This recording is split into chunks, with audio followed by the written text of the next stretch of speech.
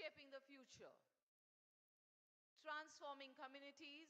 Let us come together once again to discover the power of Rotary and elevate our service. May I request all in the audience to be seated. We'll be beginning shortly.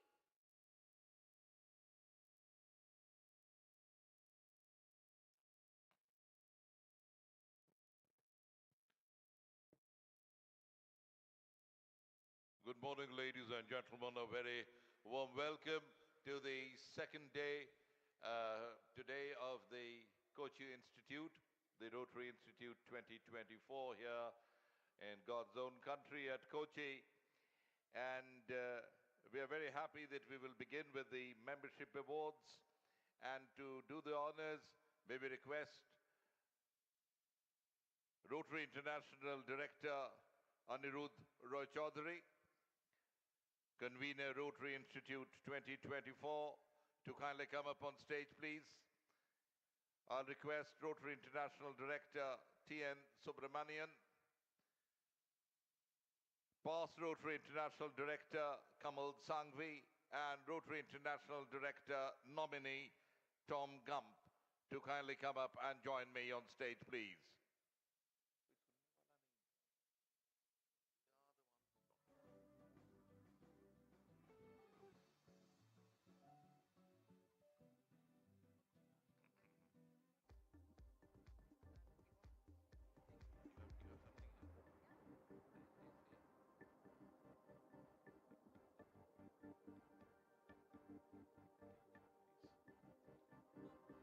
May we also request the regional coordinators, Zone 4, Rajesh Agarwal, Zone 5, Chennai and Siva Ganesha Selvam, Zone 6, Sharad Chandra, Zone 7, Deepak Purohit, to join us up on stage, please.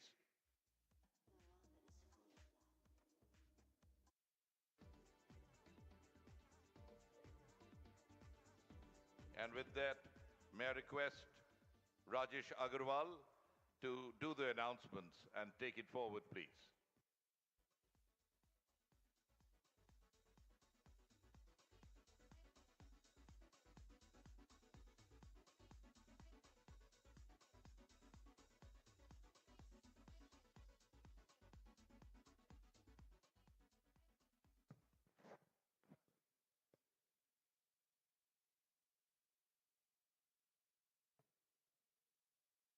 Good morning, friends.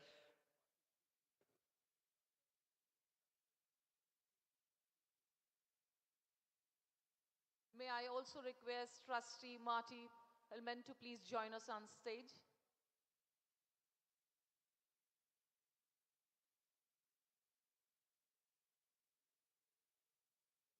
May we request Trustee Rotarian Martin Pickelman to kindly join us up here on stage, please. Oh, okay. Thank you. Good morning, friends. As we all know, we are a membership organization and our backbone is membership only. In 2023-24, globally, 19,414 members dropped as of 1st July 24. And in this era, Zone 4 secured a growth of 1,094 members. And globally, 352 clubs dropped. Still, Zone 4 registered the growth of 37 new clubs and shared the top position globally with Zone 22. So many congratulations to the district governors and their team for the hard work they have done for membership growth. So it's a time to recognize their efforts. And I am very pleased to announce district-wise, although there are 9 categories of the award, but going by the numbers, I invite DG Jitendra Gupta and partner and his team to please come forward for new clubs growth, 9 clubs, third highest, members growth 310, second highest, and female members percentage 31.13, highest in the Zone 4. Many congratulations, Jitendra and partner Deepti.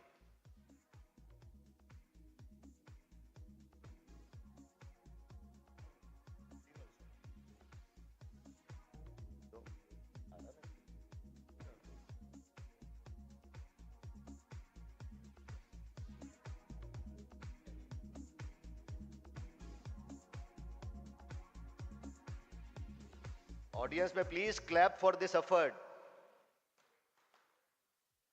for this recognition to District 3011.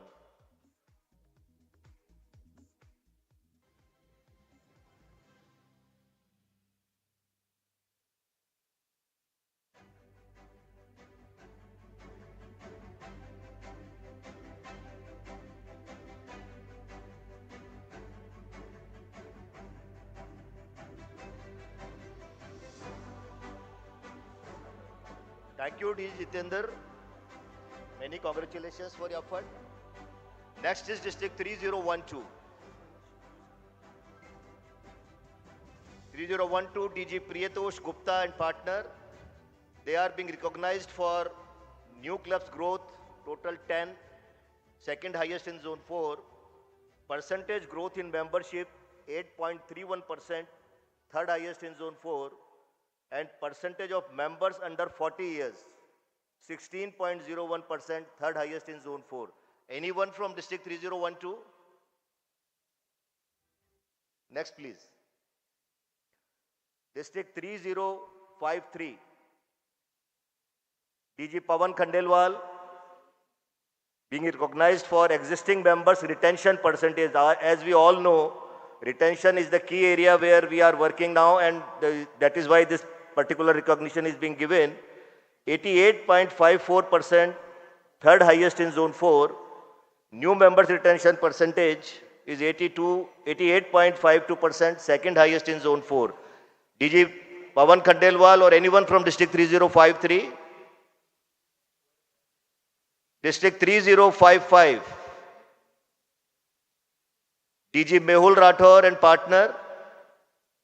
Membership growth, overall membership growth of 304 members, third highest in zone 4. Percentage growth in membership is 10.84%, second highest. Alumni members percentage, this is the area where we have started focusing now. It is although very low, but 2.73%, second highest in zone 4. Members under 40 years percentage, 17.57%, second highest. And new members retention percentage, 89.84%, highest in zone 4. DG Mehul Rathore or anyone from District 3055? Welcome Tom Gump on the stage. 3056. 3056, next please. DG Dr. Nirmal Kunawat. Yes, he is coming. And partner. For clubs with goal percentage, as we all know, without the setting goal, we cannot achieve our targets. 92.13 clubs could upload the goals on the My Rotary. They are second highest in zone 4. And female members percentage 25.26%, 66%, third highest in zone 4. Many congratulations, Dr. Nirmal Kunawat, for your efforts.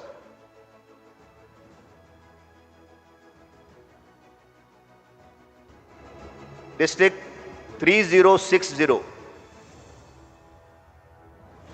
DG Nihir Dave and team. DG Nihir Dave and partner. They secured 5 awards. Clubs with goal percentage 100%. Highest in zone 4. Existing member retention percentage 88.72%, highest in zone 4. New members retention percentage 84.83%, third highest in zone 4. Alumni members percentage 3.13%, highest in zone 4. And members under 40 years 17.88%, highest in zone 4. Many congratulations Nihir Dave and partner and team for securing 5 prestigious recognitions for 23-24.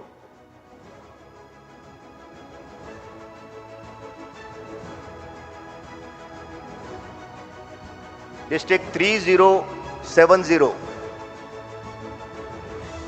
DG Vipin Bhasin. I can see Gurjeet. Clubs with goal percentage 100%. Clubs with goal 100% shared by 4 districts. highest in Zone 4. So many congratulations to DJ Vipin Bhasin and team.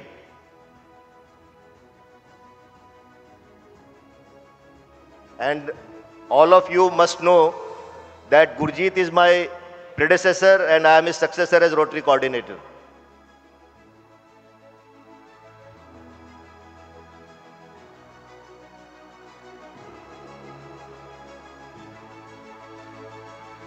Thank you, Gurjeet, and many congratulations to District 3070. District 3080, Arun Mongia and team.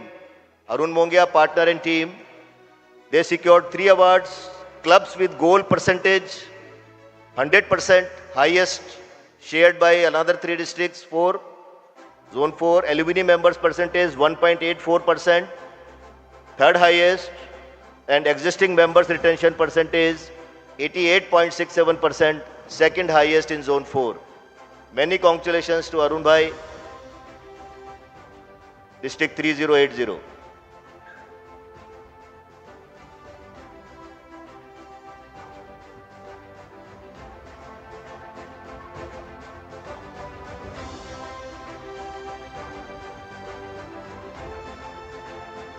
थोड़ा सा इन लोगों के लिए तालियां भी बजा सकते हैं हम लोग.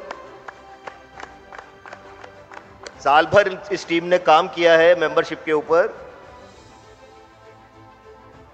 District 3090, DG Ghanshyam Kansal. I call him dynamite governor, not district governor. He is highest not only in Zone 4, highest in South Asia, highest globally in setting 27 new clubs. DG Ghanshyam Kansal, and overall membership growth of 343 members, highest in Zone 4. Percentage growth in membership again 15.08%, highest in Zone 4. Many congratulations, DG Ghanshyam Kansal and your team and your efforts.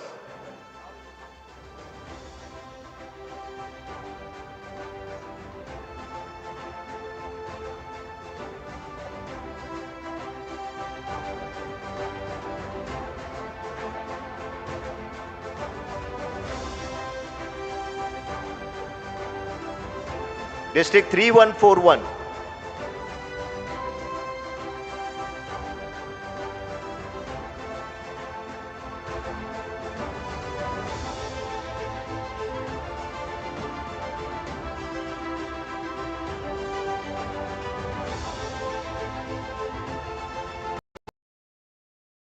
Thank you, DG Ghanshyam Kansal, and many congratulations. Now DG Arun Bhargav and partner, they are being recognized. Goals percentage 80%, third highest in Zone 4, and female members percentage second highest in Zone 4 with 27.19%.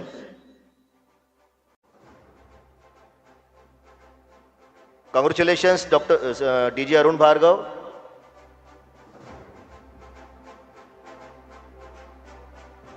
Now, last but not the least, District 3142. DJ Milind Kulkarni and partner.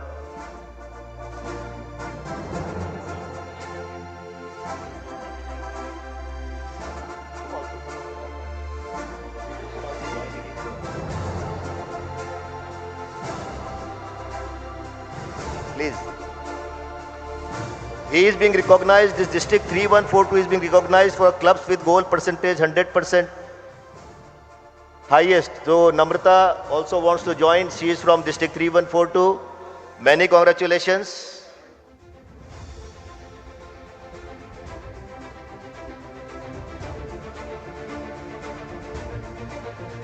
Thank you so much, Team Zone 4, Team Membership Zone 4, for your efforts for 23-24, which legacy will be now taken forward by Team 24-25. All the best.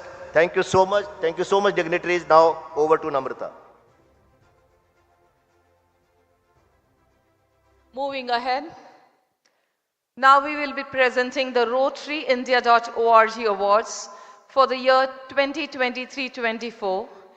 May I request both the directors, Anirudh ji and Raju sir, to stay back on stage and others to join the audience. RotaryIndia.org awards. That's what.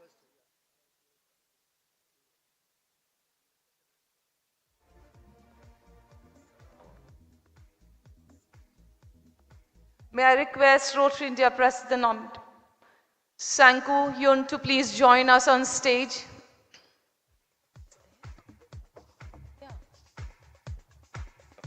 Rotary International President Sanku Yun to please join us on stage.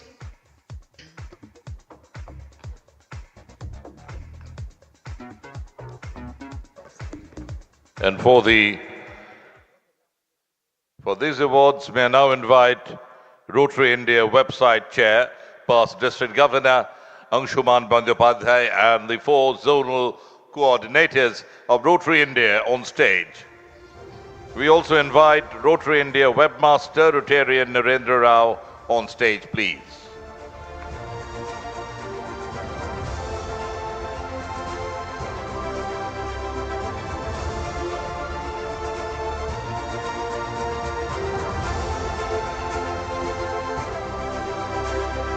May I request Rotarian Narendra Rao to come up on stage, please. Rotary India webmaster.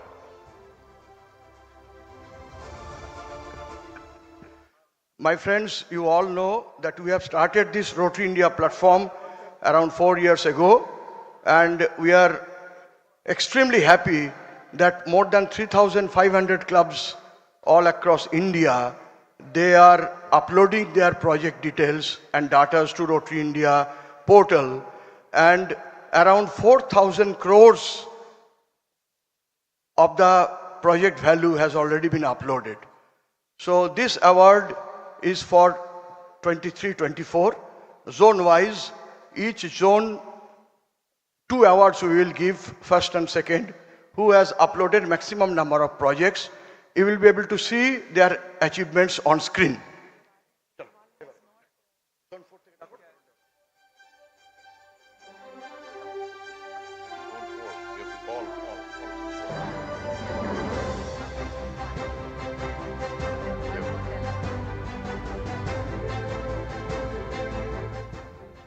So,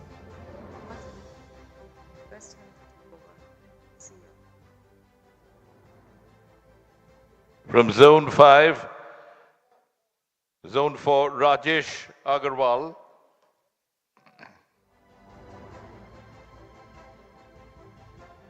So Zone 4 first, Nihir Dave, District Governor, 2023-24, Rotary International District 3060.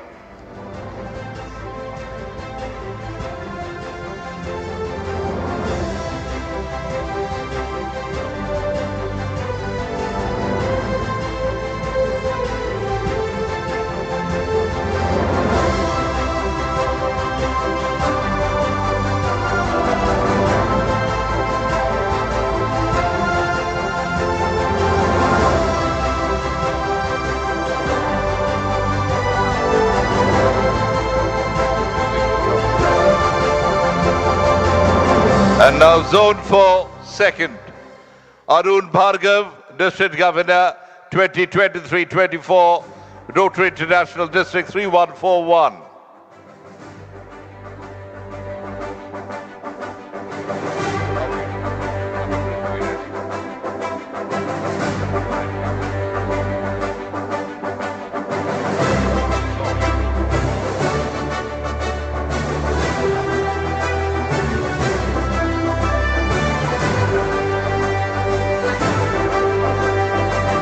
Can the Zone 5 awardees be lined up so that we can do it fast? Congratulations, Zone 4, second. Zone 5, first. G. Senguttuvan, District Governor, 2023-24, Rotary International District 2981. A big hand for District Governor Senguttuvan, Rotary International District 2981. And can the second awardee be ready, please?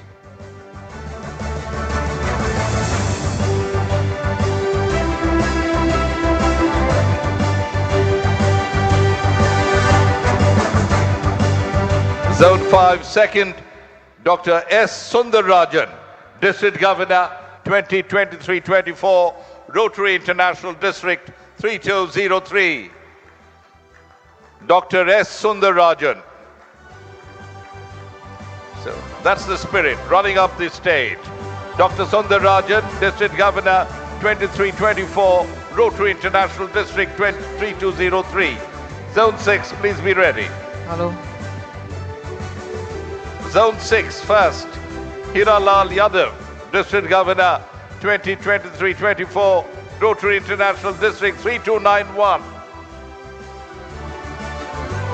Rotarian Hiralal Yadav, District Governor, 23-24, Rotary International District, 3291. Okay. Zone 6, second, SP Bagaria, District Governor, 23-24, Rotary International District, 3250.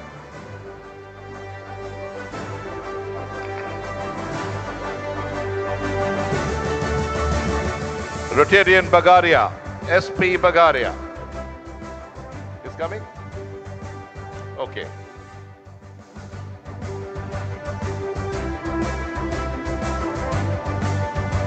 District Governor, 2324, Rotary International District, 3250.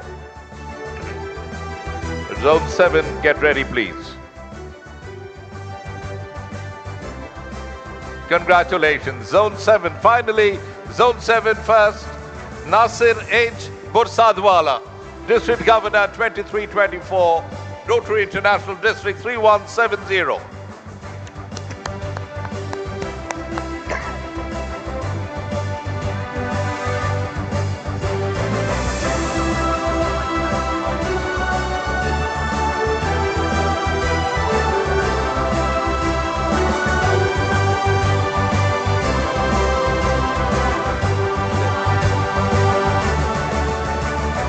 Zone 7, second, BC Geeta, District Governor, 2324, Rotary International District, 3182. Rotarian BC Geeta, District Governor, 2324, Rotary International District, 3182.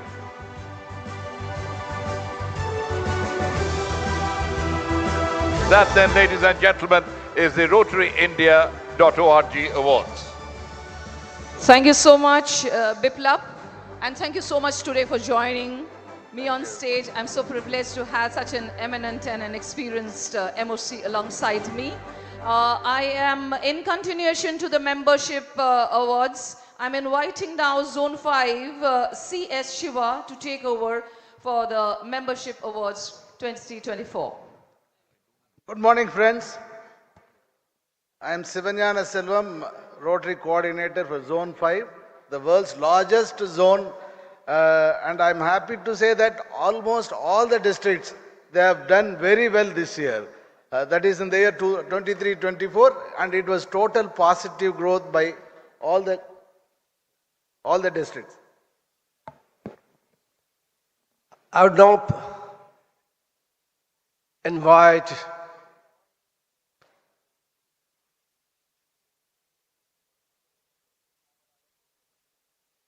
the continuer.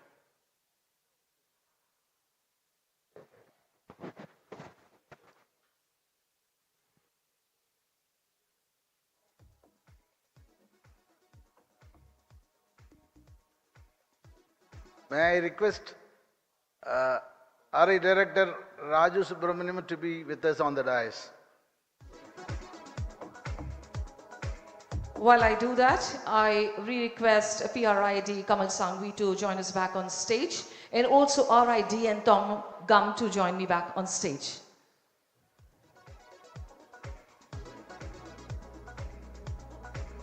Friends, Zone 5 has the sustained growth for last 5 years in membership, and we have the highest retention both in the existing membership and the new members. And the highest number of clubs also been brought by district governors of Zone 5 in the year 23-24. And my job is very simple because only 2 districts, they surpassed all the categories, and the district 3,000 with the leadership of Anand Jyoti is the highest membership in all categories. In the sense, new members, members below 40 years, highest number of women members in the given year, and highest number of clubs, and with highest retention rate. And that district is number 1 in the world now in membership growth and number 2 in highest number of clubs. May I invite Anand Jyoti with their partner to join us on the dais and get recognized. Just call them out in the name of what he's saying they're running to. 2 p.m. Yeah, one after another.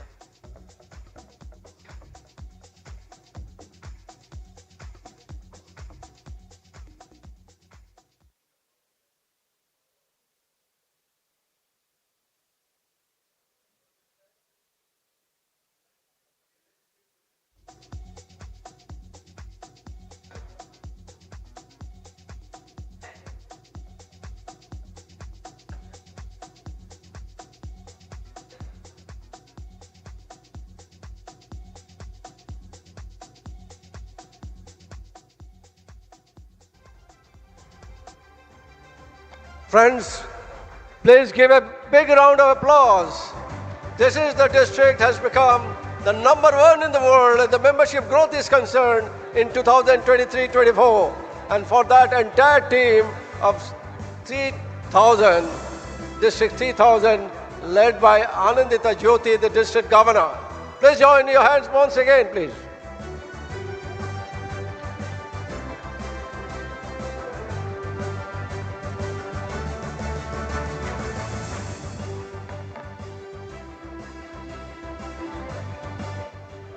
May I invite Sethu Sivashankar, Governor of 3204, past Governor 3204. He stands number 2 position in new members, members below 40 years, highest number of clubs in the zone. May I invite Sethu Sivashankar with his partner to come and get recognized.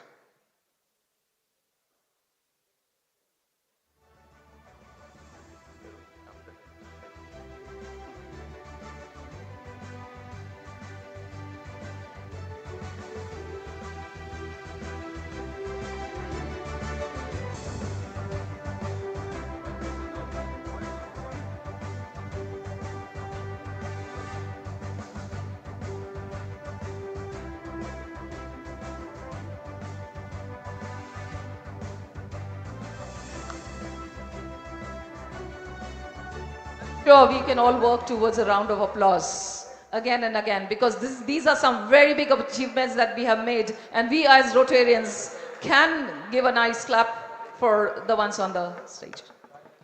Now the second place for highest retention award goes to RA District 2982. Past Governor Raghavan is not here, so I will receive it on behalf of him. No, I'm here. Zone 7. I call upon Deepak M. Prohit for Zone 7 announcements. Good morning. I am here to announce the membership awards for Zone 7. Rotary Coordinator Ravi Dhotre was the coordinator that year. And may I call upon the first awardee, District 3132, District Governor Swati Helkal.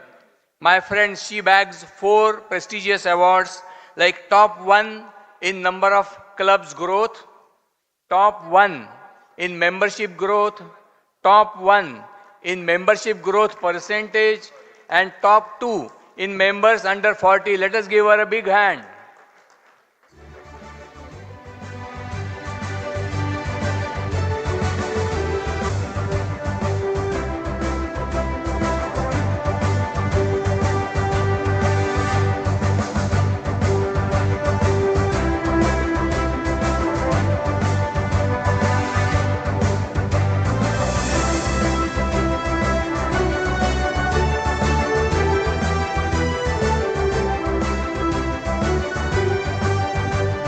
Thank you, Swati, for that extraordinary effort which you have put in putting your district at the top. Congratulations. Next, Rotary International District 3020, District Governor Subbarao.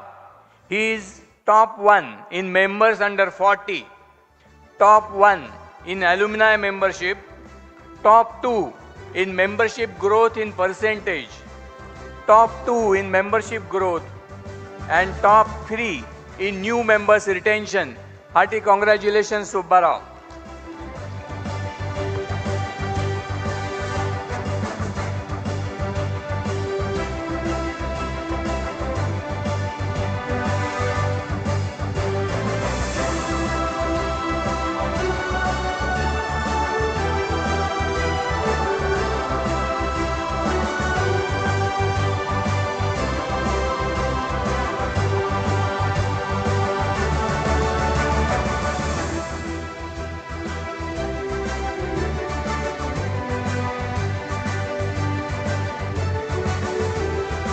The third one is Rotary International District 3191. It is top 3 in members under 40, top 3 in women membership, top 3 in alumni membership, and top 3 in number of clubs growth. District 3191, please. District Governor Uday.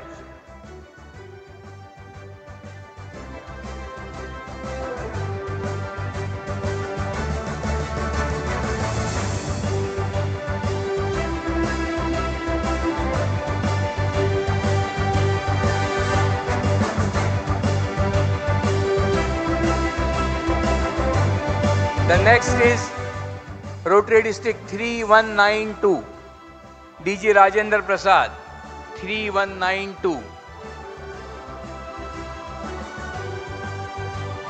3192 is in top 2 in women membership, top 2 in alumni membership, and top 2 in number of clubs growth. Is 3192 or some representative over here? Please come forward. Please raise your hand. Please come forward. 3192. Suresh. Yeah.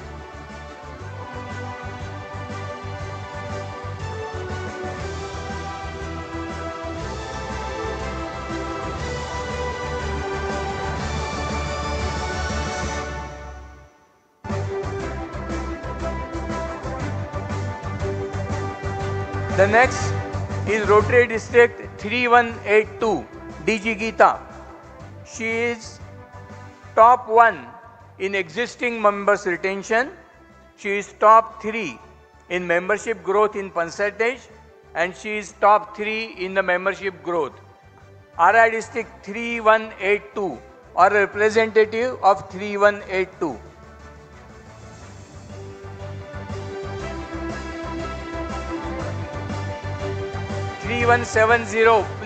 Please be ready. 3170 district, please be ready.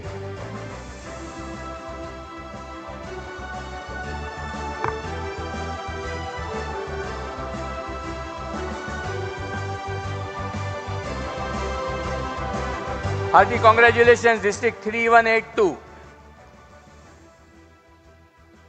Now is Rotary District 3170.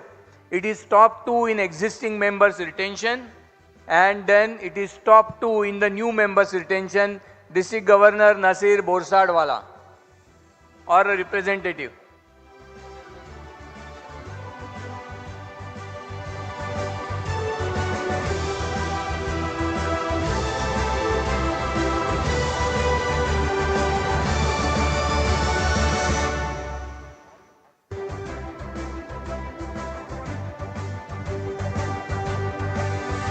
Next is Rotary District 3131. Rotary District 3131, District Governor Manju Phadke. If Manju is not here, then any representative from 3131, please. Please raise your hand. 3131, Sheetal, please come forward.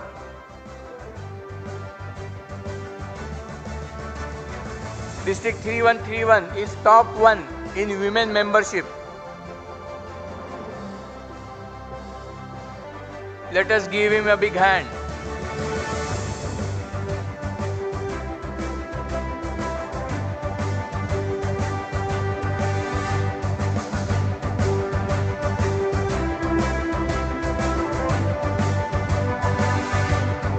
Next comes District 3160, District Governor Manik Pawar. It's top 1 in new members retention. 3160 or some representative from 3160, please. Please raise your hand. Please come forward. 3160 representative.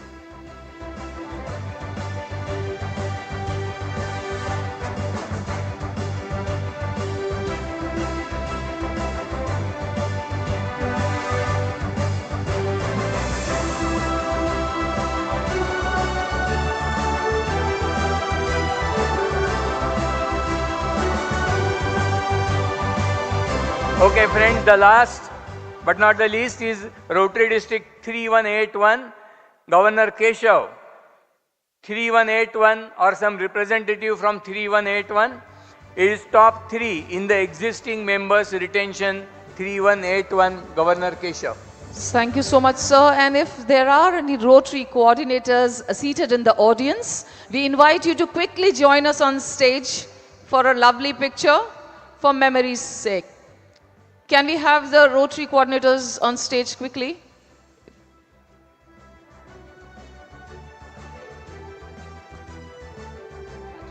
Rajesh Agarwal,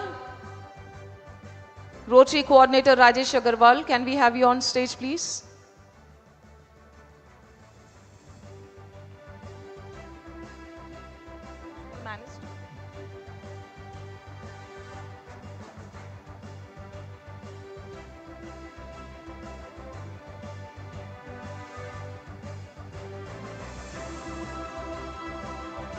Thank you so much. Moving on.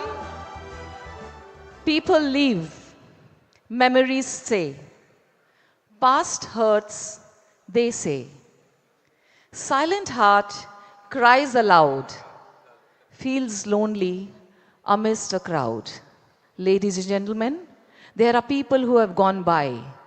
And to take you forward for those memories that stay with us, may I invite Rotarian Meera Daniel on stage to run us through the AV and the moments that we are going to relive at this moment. Thank you so much, Meera.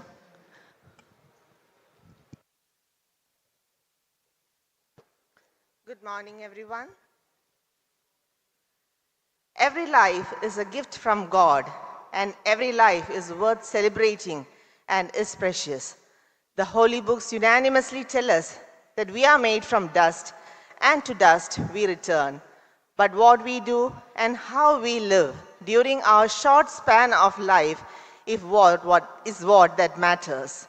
Today, with heavy hearts but warm spirits, as we honor the remarkable leaders who have graced our lives and the world with their presence, we acknowledge the footprints they have left on our souls, a lasting testament to the unwavering dedication, wisdom, and love. Shlok 2:18 of Gita says, the material body is perishable by nature. It may perish immediately or it may do so after 100 years. The Holy Bible reminds us in James chapter 4 verses 14, for what is our life, even if it is even a vapor that appeareth for a little time and then vanisheth away.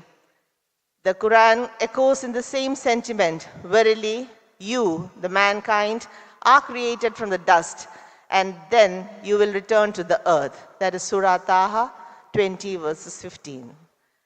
And the Bhagavad Gita, the timeless scripture, teaches us, as a person casts off worn out garments and puts on new ones, so the soul casts off worn out bodies and enters into new ones. The sacred text reminds us that life is a fleeting journey. Having fulfilled their earthly mission, our departed leaders have merely transitioned to a higher plane of existence. They are now eternally close to the divine, for it is written, I have fought the good fight, I have finished the race, and I have kept the faith, in 2 Timothy chapter 4, verses 7. As we reflect on the lives of those who have departed from our midst, we recognize that each life was a season of purpose. Their missions were fulfilled with devotion, and now they have returned to the embrace of God, where surely they are the dearest of all.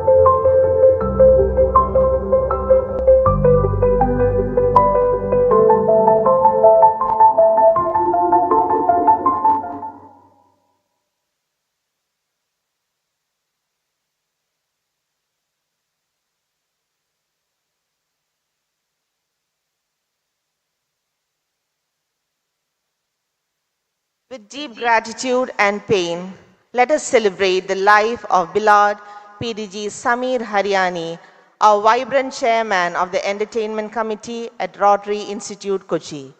Samir's booming voice and charming smile were not just an integral part of every Rotary conclave, they were a source of joy, encouragement, and inspiration for all of us.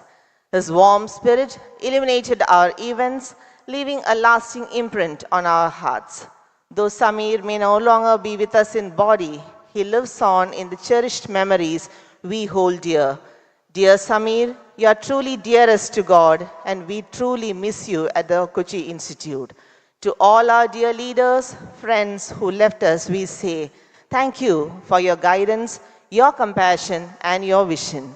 You may have left this earthly realm, but your spirits reside within us, urging us forward. You are forever cherished in our hearts, and as we carry your flame, we know that you are now at peace, embraced in the boundless love of the divine, and rest in peace. May I request everyone to rise up in memory just for a minute.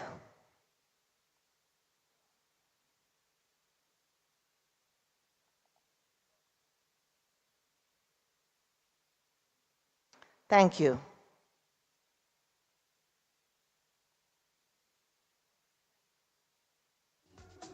So the moments are back here. A gathering of minds, a convergence of hearts.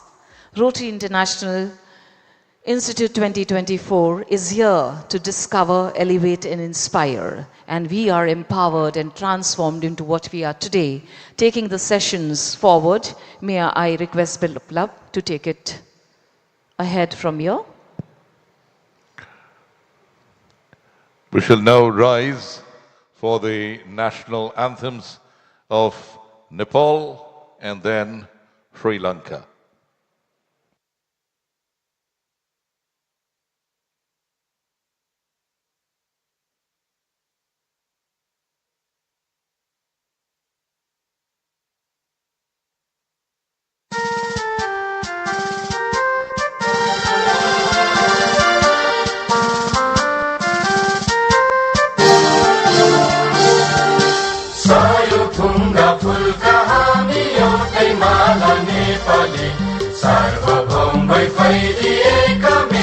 Mahakali सायो थुङ्गा फुलका हामी एउटै माला नेपाली सार्वभौम भई फैलिएका मेची महाकाली प्रकृतिका कोटि कोटि सम्पदाको आचल वीरहरूका राजधानी स्वतन्त्र अटल ज्ञान भूमि शान्ति भूमि तराई पहाड हिमाल अखण्ड यो प्यारो हाम्रो मातृभूमि नेपाल बहु जाति भाषा धर्म संस्कृति छन् विशाल अग्रगामी राष्ट्र हाम्रो जय जय Nepal.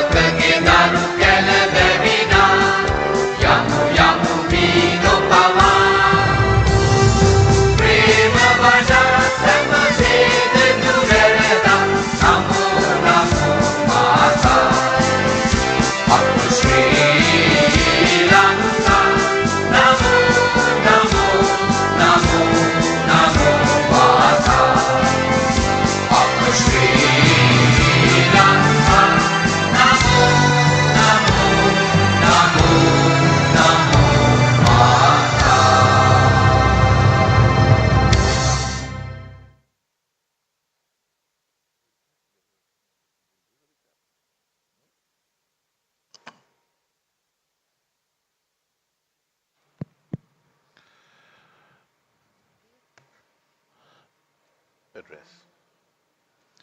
Ladies and gentlemen, we shall now have the day beginning with the Institute Convener's address.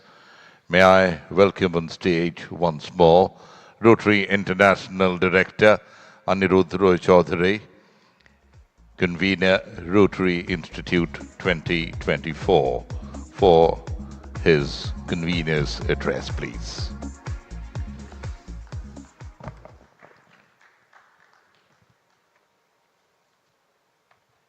Good morning to all of you.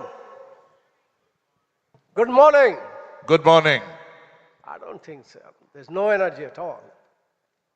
Can we hear it loudly? Good morning. That's better. How are you doing today? Have you enjoyed last evening? Not? Not so fun? It's really wonderful to be with you on the second day of the KOCHI Institute 2020-24. The inaugural was amazing. I want to thank all of you for the enthusiastic participation. Yesterday it was inspiring. And today, before I start, as a member of the International Polio Plus Committee of Rotary International, I want to focus on something very crucial, a need for the hour, our commitment to eradicating polio worldwide. Friends, you all know that over 35 years ago, Rotary took this mission by forming the Global Polio Eradication Initiative, GPEI, along with the partners like World Health Organization, UNICEF, and later the Bill Gates Foundation. And since 1988, thanks to our collective efforts, and we have seen a 99.9% reduction in wild polio cases globally. This is an incredible achievement. Yet, polio remains endemic in two countries, Afghanistan and Pakistan. Friends, yesterday it was a figure of 78. And today when I checked, the figure came to 81. Can you imagine? Every day it is increasing. The alarming increase in the cases of this region this year reminds us just how vigilant we all must remain. And for us in India, this threat is particularly close to home, and we share borders with both the countries. Until polio is eradicated everywhere, the risk continues at our doorstep, threatening to undo the progress we have fought for so hard for so long a time. Recently, the need for action has only intensified since last emergency meeting of International Polio Plus Committee. 12 new wild viruses, type 1 and WPV1 cases have been reported. And today, the total cases has now become 81 in 2020-24. The number shows that despite our progress, polio remains persistent threat that requires unwavering commitment from us. Government of India has announced sub-NIDs, National Immunization Day, after a gap of 14 years, which is definitely a welcome move. And on polio day, which is 24th of October, Rotary International President Stephanie Urchik spoke powerfully about our commitment, emphasizing that it is not a question of polio, it's a question of if polio will be eradicated, but when. Let's have the look at the video. The video plays of Rotary International President Stephanie Urchik's video. Hello, family of Rotary. World Polio Day on the 24th of October is a chance to recognize our progress and to encourage people to act to finally eradicate polio. This year, we have experienced both progress and challenges. But as people of action, it is up to us to build on our progress, face the challenges, and stay focused. I was inspired by frontline health workers during a visit to Karachi, Pakistan earlier in the year. Men work diligently to immunize thousands of children every day at traffic checkpoints, while women go house to house to reach families directly. Some health workers literally climb mountains to vaccinate children in remote locations, and their determination never wavers. After witnessing the dedication of Karachi's health workers firsthand, I know that it is a question of when polio will be eradicated, not if. As long as we continue supporting health workers, advocating for polio eradication, and raising awareness and funds to reach every child with the vaccine, there is nothing we can't achieve together. Our mission to rid the world of polio is the greatest example of our action plan at work. Our collective action has brought us 99.9% of the way there. But we can't end the threat of polio without your help. On this World Polio Day, please donate to the End Polio Now campaign and help us meet our target of $50 million to earn the full 2-to-1 match from the Gates Foundation. Together, we will fulfill our promise to the children of the world and their families and light the way toward a brighter future. Together, we will end polio.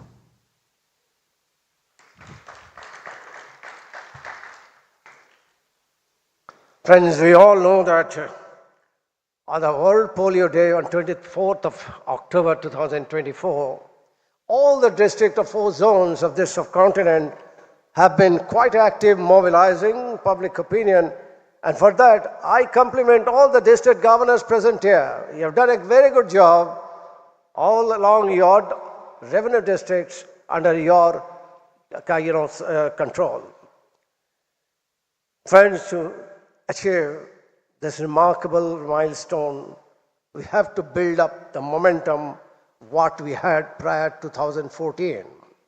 Together we can overcome this setback and finish the fight against polio.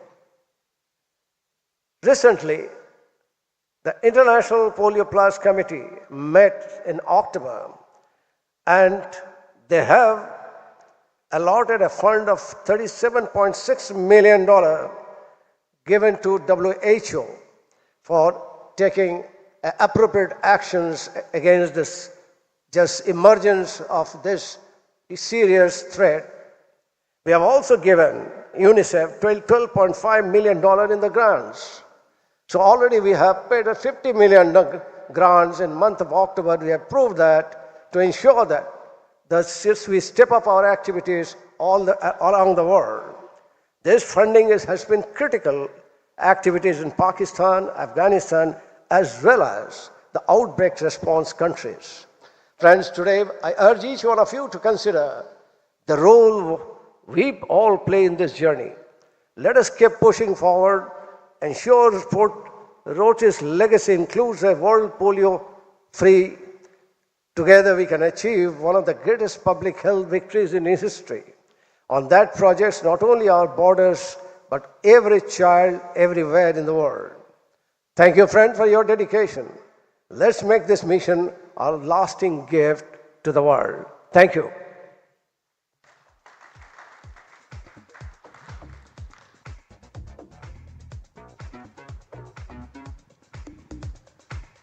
Thank you so much. Moving forward, like yesterday, again we have a recap, adding one more day that passed by. Biplav, you want to say something? No, I don't have anything to say right now. In fact, thank you, Convenor, for your address. Rotary International Director Anirudh Roy Chaudhary, Convenor Rotary Institute 2024. That will bring the first formal session before we go into the plenaries for this institute on the second day. And Namrata, you have your recap ready, right? Okay. Can we have the recap? Rotary's International Zonal Institute 2024.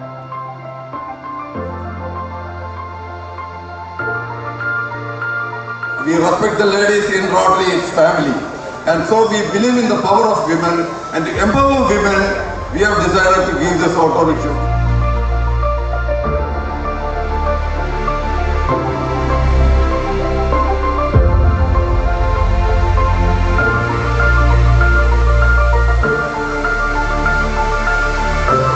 A dazzling convergence of service and innovation unfolded its wings at the opulent Grand Hyatt, Kochi, Bulgate.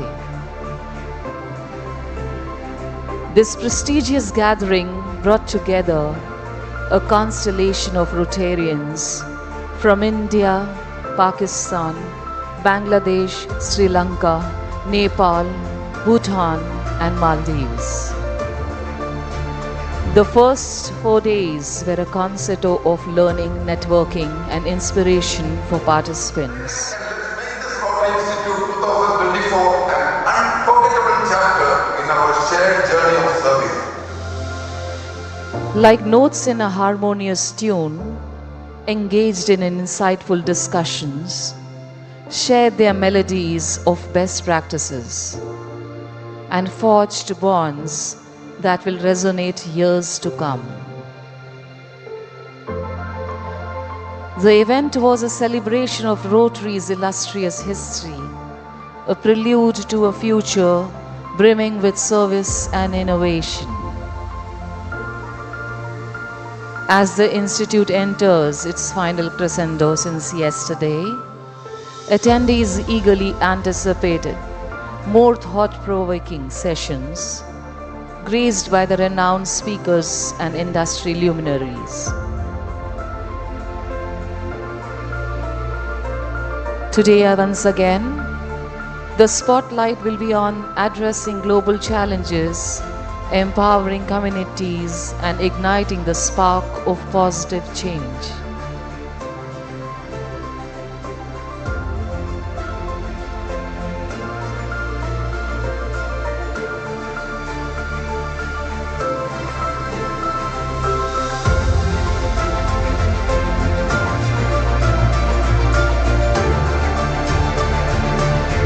Rotary International, a global network. Millions compassionate souls continue to inspire and empower individuals to make a difference. This Zonal Institute 2024 embodies this commitment, fostering collaborations, innovations, and a shared vision for a better world. As Nelson Mandela wisely said, it always seems impossible until it's done. This event is a testament to the power of collective action and the unwavering spirit of Rotary. Ladies and gentlemen, put your hands together as we unite leaders from across the nation to discuss groundbreaking initiatives and sustainable solutions. Rotary's Zonal Institute is set to make a significant impact 2024. Thank you.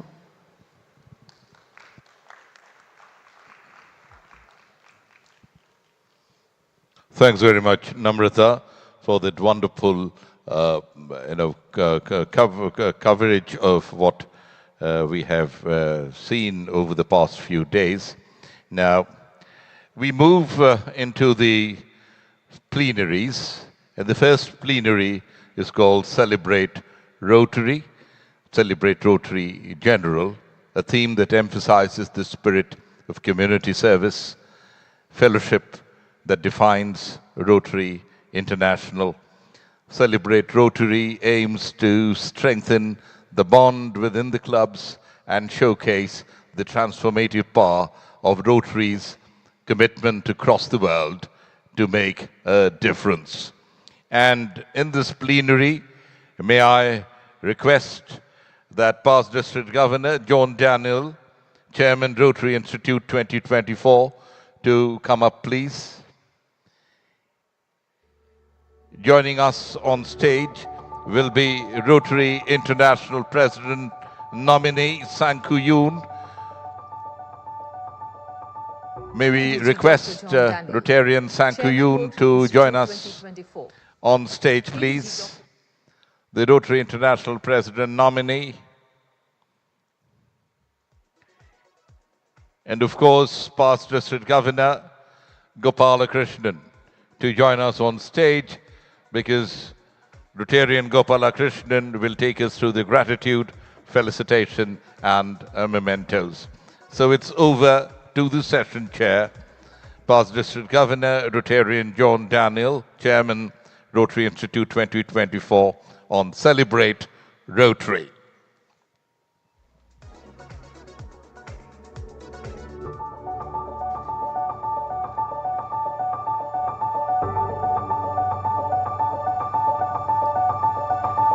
PDG Dr. John Daniel, Chairman Rotary Institute 2024. PDG Dr. John Daniel, a leader who redefines service, a catalyst for change, and an architect of hope. From transforming education and healthcare to propelling District 3211 to unparalleled global success, his impact is legendary. Under his stewardship, Rotary reached #1 in World's Impact and Public Image. While his compassion brought light to countless lives through projects like WINS and his foundation's work for the homeless. A Rotary powerhouse and service above self honoree, an Arch Clum Society member, Dr. Daniel's journey reminds us that every act of kindness echoes far beyond its moment.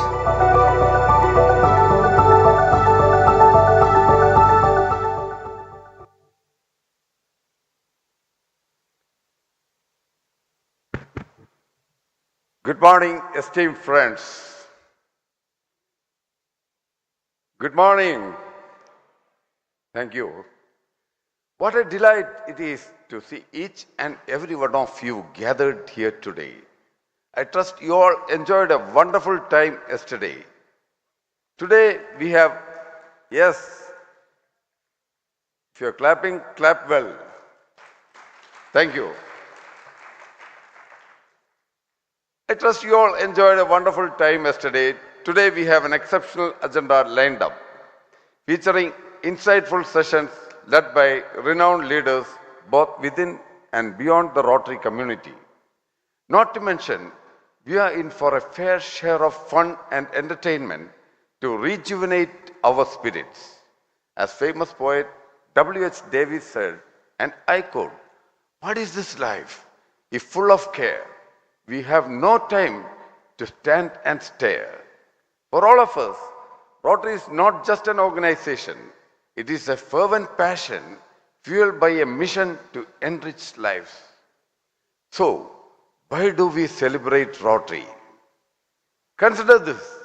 What began as a humble gathering of 4 individuals in a small room in Chicago has bloomed into a vibrant community of nearly 1.4 million members, each one of whom at some point been touched by the spirit of Rotary. Our inaugural project, a public comfort station in Chicago, was just the beginning. Today, Rotary undertakes thousands of impactful initiatives daily, reaching every corner of the globe. From that single room to nearly 35,000 members and clubs, 35,000 clubs worldwide, Rotary's influence is undeniable. Each of us leaders in our respective fields join forces every year, setting aside personal and professional commitments to strengthen friendships and expand our networks. Together, we channel millions of dollars into transformative service projects, affecting countless lives in this process. Friends, does this not give us ample reason to celebrate Rotary? The true essence of this celebration lies in our unwavering commitment to uplift and support others, making their time and our time on earth meaningful. In this session dedicated to celebrating Rotary, we will be graced by the insights of a leader who has made his indelible mark on the Rotary world today. We have the honor of hearing from a distinguished leader, Rotary International President Nominee Sang-Gu Yun.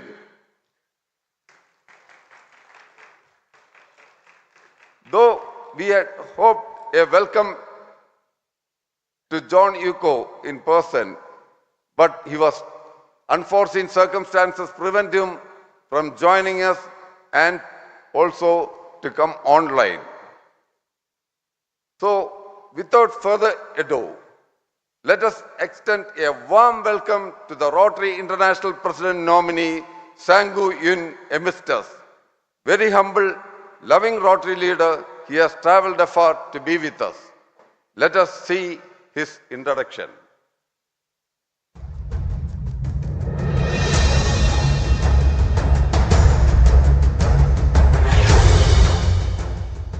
Sang-Koo Yoon.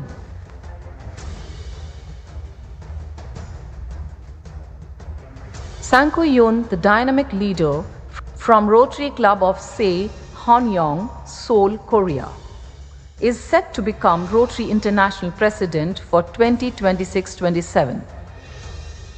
An accomplished architect and entrepreneur, Yoon's innovative mindset is matched by his dedication to preserving cultural heritage and fostering global impact.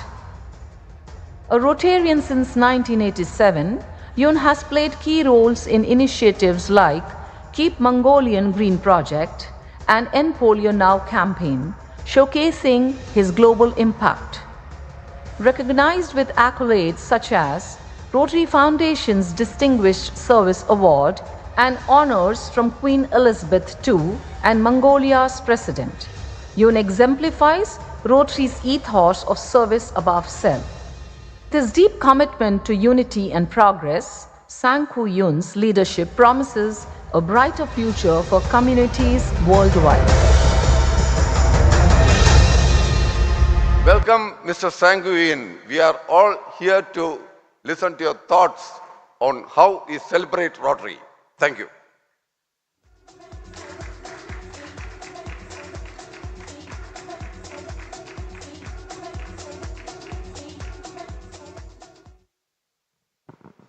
Good morning. Good morning, my family of Rotary from zones 4, 5, 6, and 7. Impacting everyday life, the technological development referred to as the Fourth Industrial Revolution is with us in full gear. No one can deter or avoid, as evidenced by the emergence of the new digital age giants like Amazon, which is much like a tornado having energy to gobble up everything in its way. And such a lightning and versatile transformation in technology compels societal makeover, which will affect Rotary. And let us observe what Rotary will be affected in relationship with the social changes. Like an onion, there are many layers in Rotary for a Rotarian to be involved. It is good while it is self-centric. However, today's living necessitates more diversified relationships in networking, more like overlapping circles of flower petals. Rotary is more of a vertical organization, whereas today's living gears towards more lateral relationship, according to diverse taste and inclination. This trend towards lateral relationship diminishes commitment of time and treasure to a particular interest area, and it decreases loyalty to a particular group of belonging. People of post-materialism value society seeks to support social causes like protecting the weak and powerless, but not necessarily taking a membership of an organization. This trend is apparent in NGOs, religious institutions, and especially in a large metropolitan areas. Rotary is more of a membership organization when the society is moving towards more audience-oriented organization. Membership organization is where internal perspective of the members weighs more. Whereas an audience-oriented organization is where external appearance of social contribution factor is more important. Now, if we accept these changes as real, then what shall we do about them? Perhaps we look for some clues from some of the commercial giants which had overcome their own imminent market crisis. For example, Lego in 1990s was losing its foothold. Its client base was absorbed by video games, so it too went into video game business, but the result was miserable. And in 2004, Lego recorded the largest loss ever. What kind of toys kids like to play with was the question by Lego people. But the consultant changed the question to what is the role of game to a kid? What is the role of game to a kid? The consultant dispatched surveyors, and they spent months following kids and did in-depth interviews. And what the surveyors found was surprising. For example, an 11-year-old boy in Germany showed off his worn-out sneakers, which testified to his skills at skateboarding. Lego made a decision to introduce products which are more difficult and longer to assemble, up to 1,000 pieces. The sales picked up again. The secret was a question asked: from what kind of toys kids like to play with to why do they play? Another example, Samsung TV in 2000s was straying without direction. All new technical advances and loaded gadgets have not helped enhance its sales. There again, the usual question was how to sell more TVs. And the newly revised question became, what is the meaning of TV in a house? What is the meaning of TV in a house? And the finding was that TV is a furniture.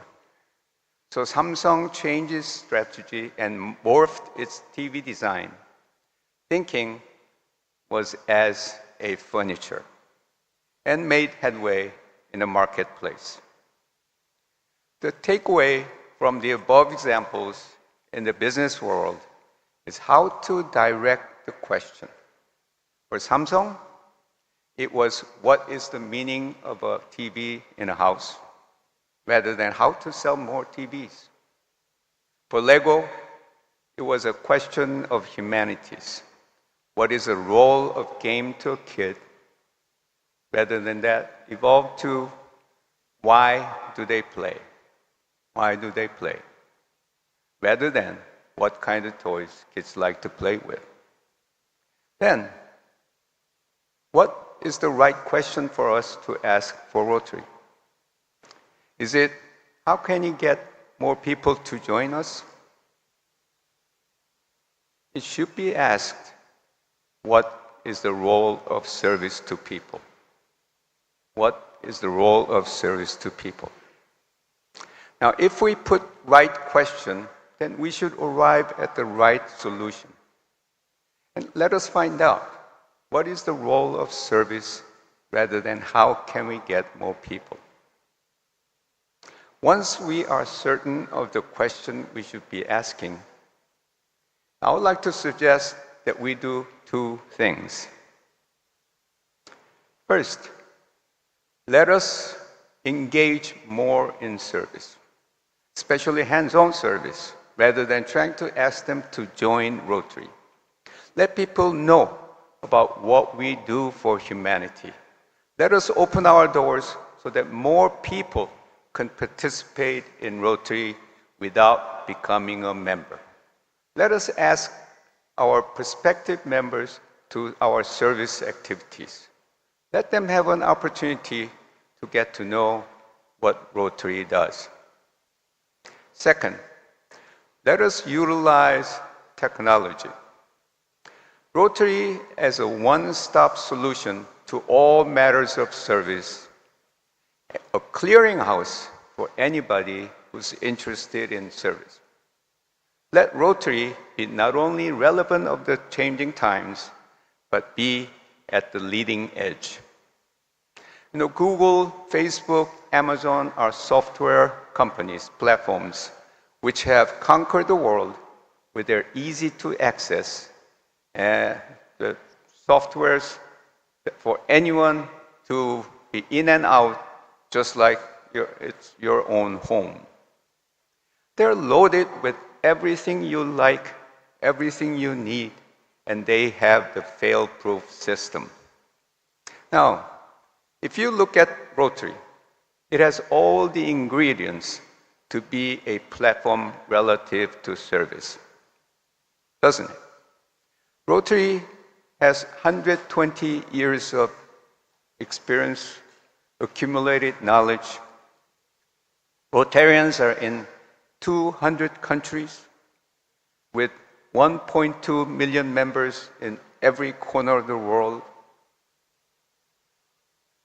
What's more, we have credibility and transparency over and above any other service organization. And I say, Rotary can and should be a platform of service, encompassing everyone, everything related to service, and ways to make connections. And I believe it is an opportune time for Rotary to become the platform of service. Now, with those two suggestions, I sincerely hope that Rotary may turn around in increasing membership to do more good in the world and have a tool to make it sustainable and develop further in the future for the benefit of humankind. And I wish all of you to be the second Paul Harris and second Arch Klump, who had a vision to create something we all cherish and who had inspired millions in every corner of the world. Now you can inspire millions of the next generation, and you can provide a vision for them to transform this world to ensure sustainability and peaceful coexistence. So I ask you to be just that, a second Paul and second Arch. Thank you very much. 감사합니다.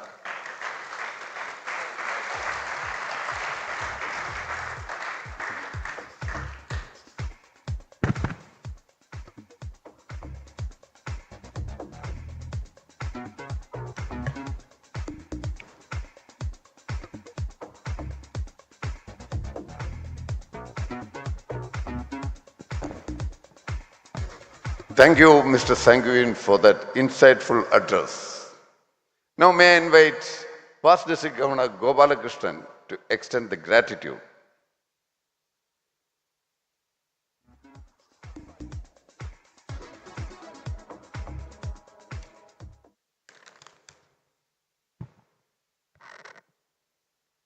Dignitaries on and off the dais, very good morning.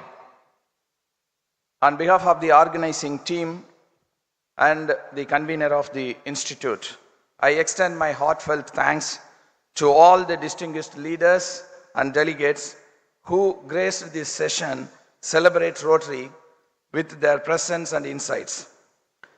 A special note of gratitude to PDG John Daniel for his thoughtful opening remarks that set the tone of the session. Our sincere thanks to Rotary International President Nominee Sanku Yoon for sharing his wisdom and addressing the gathering with such warmth and inspiration to celebrate Rotary.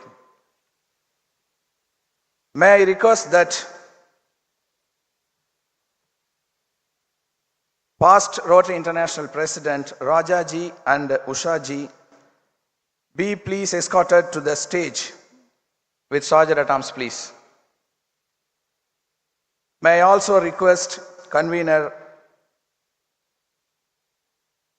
Rotary International Director Aniruddha Roy Chaudhary and Sipraji and Meera John to join on the stage, please.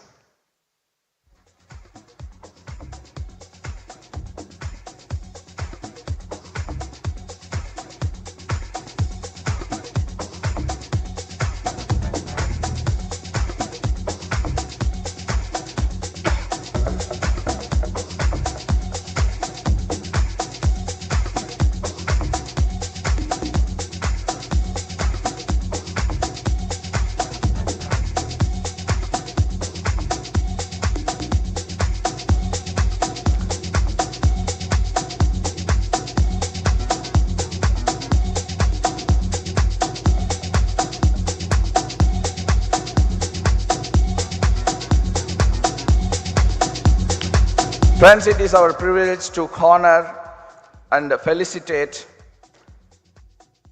our own past Rotary International President Rajaji and Ushaji in this institute, and also we felicitate Rotary International President Nominee Sanku Yoon.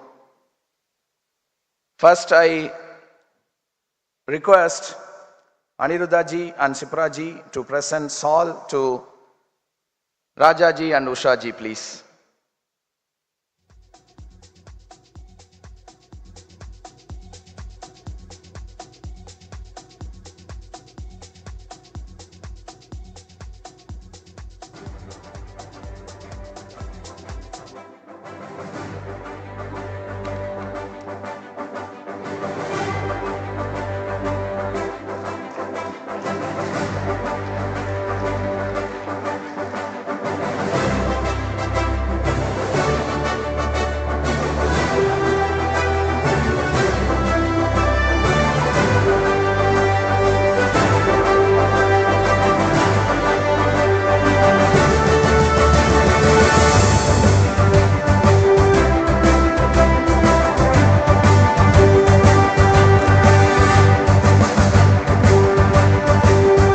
Now I request John Daniel to hand over memento to Rajaji.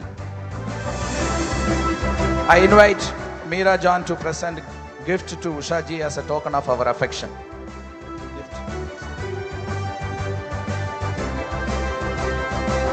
I invite John and Meera to hand over flower bouquet.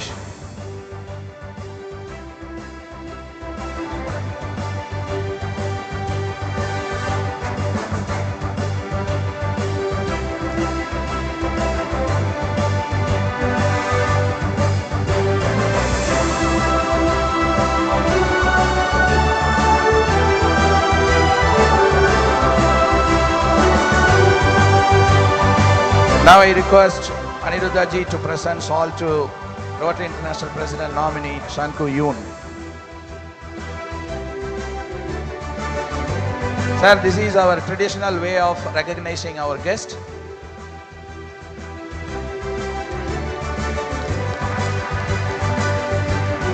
Now Sipraji will hand over memento to our nominee.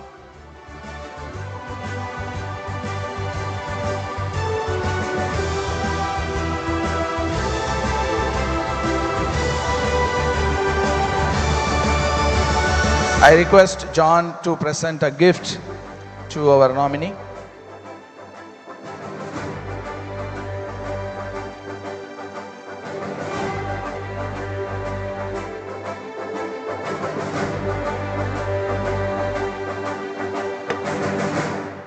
And Meera will hand over flower bouquet to our RI President nominee, please.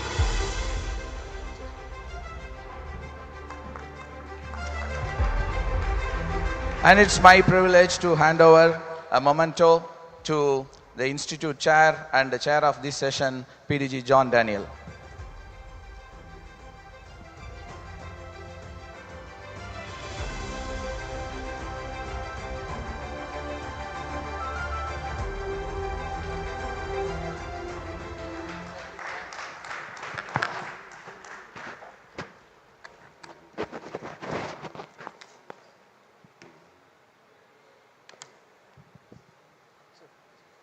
I am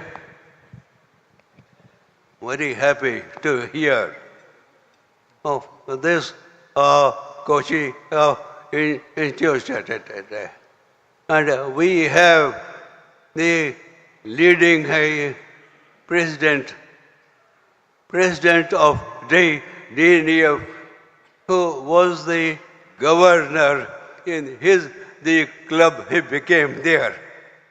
And should they have become the leading of the person laden who has gone to be reading to have the reading the Rotary learned, yes. And she has been done here. And I have very happy with her. But actually, I'm little nervous today. Because after all these people here, big here, I cannot do that. Yes, when he was the top of the blessed year in the office of the House Statist of NF, he came back there, coming down and got in here, and when I have come back, Usha has said, she is here. She said that what you have, look beyond yourself. You have to sum up yourself. So I started doing that. And we has done therefore, if I look beyond you have to go look and to not India to go abroad. And I then got to first went in 1998 to Jugend, and thereafter we have almost 45 of medical goes all around here, sir. And it has gone there, good here, and many did get here, Cambodia, Gomelia, and India we have done. And yes, I usually and I wear that we have we are wears, not the going to have the president of the legislature. We became to be an wears who has been serving to have the medical and the militias at that time, and going to humility, we're going a selfless and live in the humility and humility. We have done that. I was in polio Katia, and from 78 to 2014, and I was lumped to conjure to polio dump. And also Shri Mother Chariji came also all over the years. He has done 70 years, has done that. Usha and his medical is God given the, yes, Usha is the God has gives to have, then we have to give the children of the gets left, we have to share.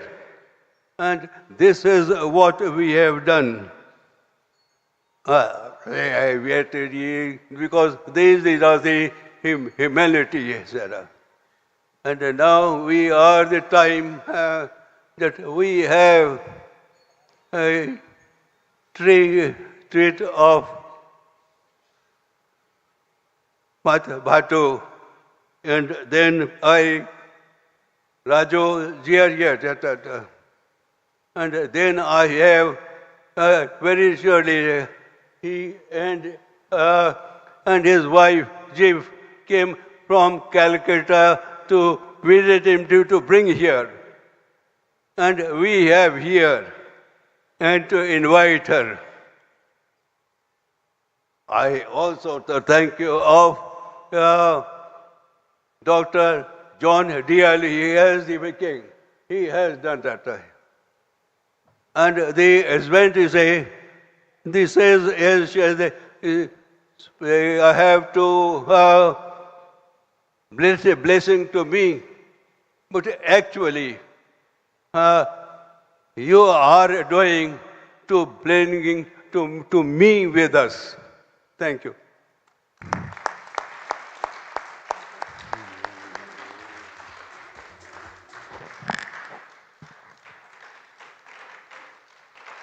Friends, mine is not a speech.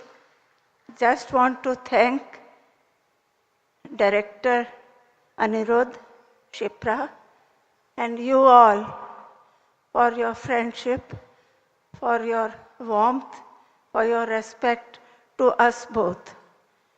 As you can see, Raja cannot express properly what he wishes to. This is effect of COVID 2 years back. His hearing and speech are hampered, but his passion, his dedication to Rotary is not hampered. Thank you.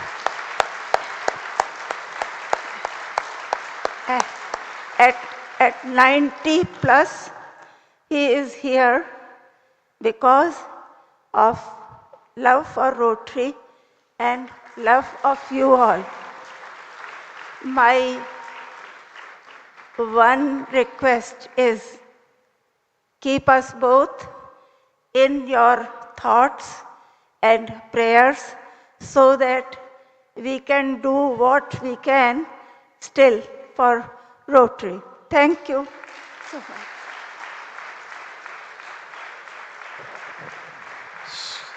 Rajaji, big thank you to you and Ushaji from all the delegates of KOCHI Institute. Thank you, sir, for gracing this occasion.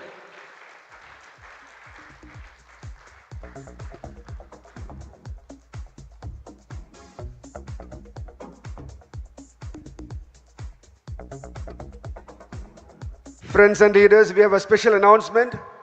While we are blessed to have the doyen of the Rotary world, Rajendra Sabu sir, with us in our midst here today, a few of us also have the unique opportunity to make your bookshelves immensely rich by owning the book authored by him, My Life's Journey, a personal memoir, and getting it autographed from him right here. The book is priced at ₹1,000 and all the sales proceeds will be donated to the Rotary Foundation. You may collect the copy during any of the breaks from the table on my right hand side there without making any commotion there. And Raja Sabu sir will autograph them personally during the lunch break. The book is priced at 1,000 and the proceeds will go completely to the Rotary Foundation. Own your copy today. Thank you.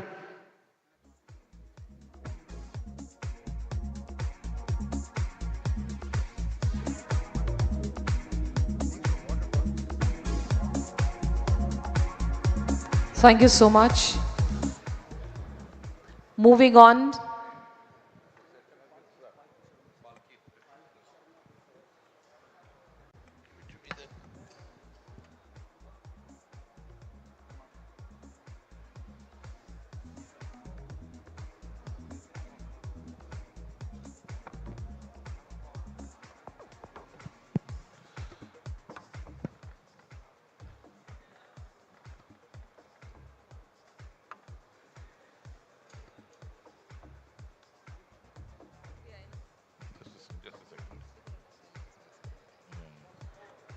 We are entering into our next plenary session.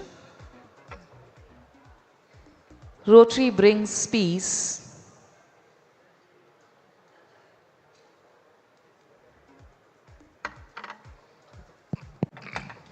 Friends, we move into the next plenary session called Rotary Brings Peace, emphasizing Rotary's commitment to fostering peace and resolving conflict through service and understanding.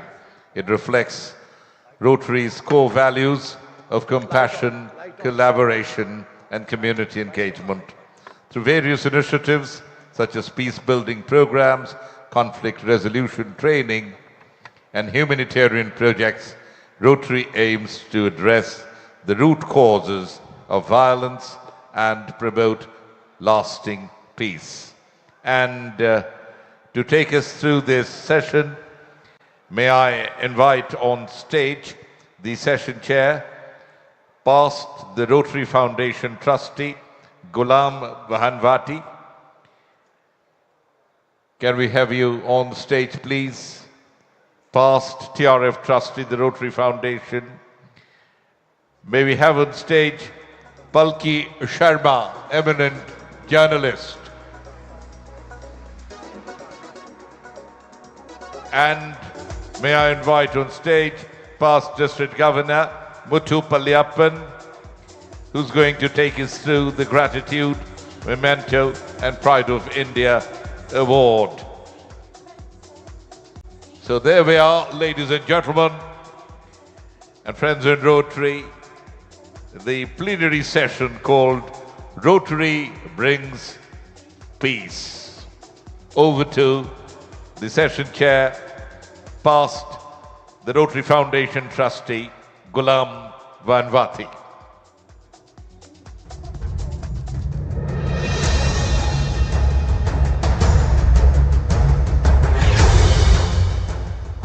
Ghulam Vahanvati, Permanent Trustee, Rotary Foundation Trustee.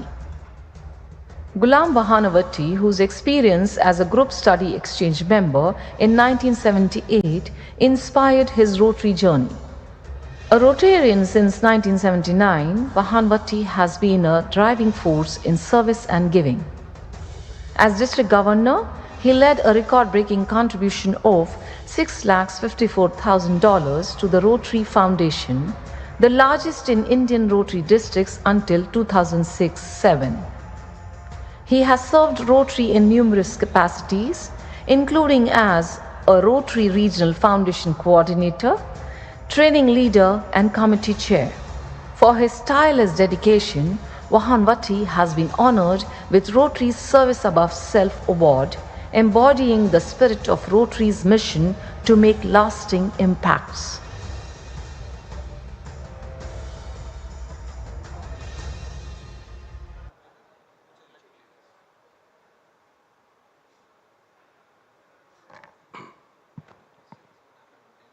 President Stephanie,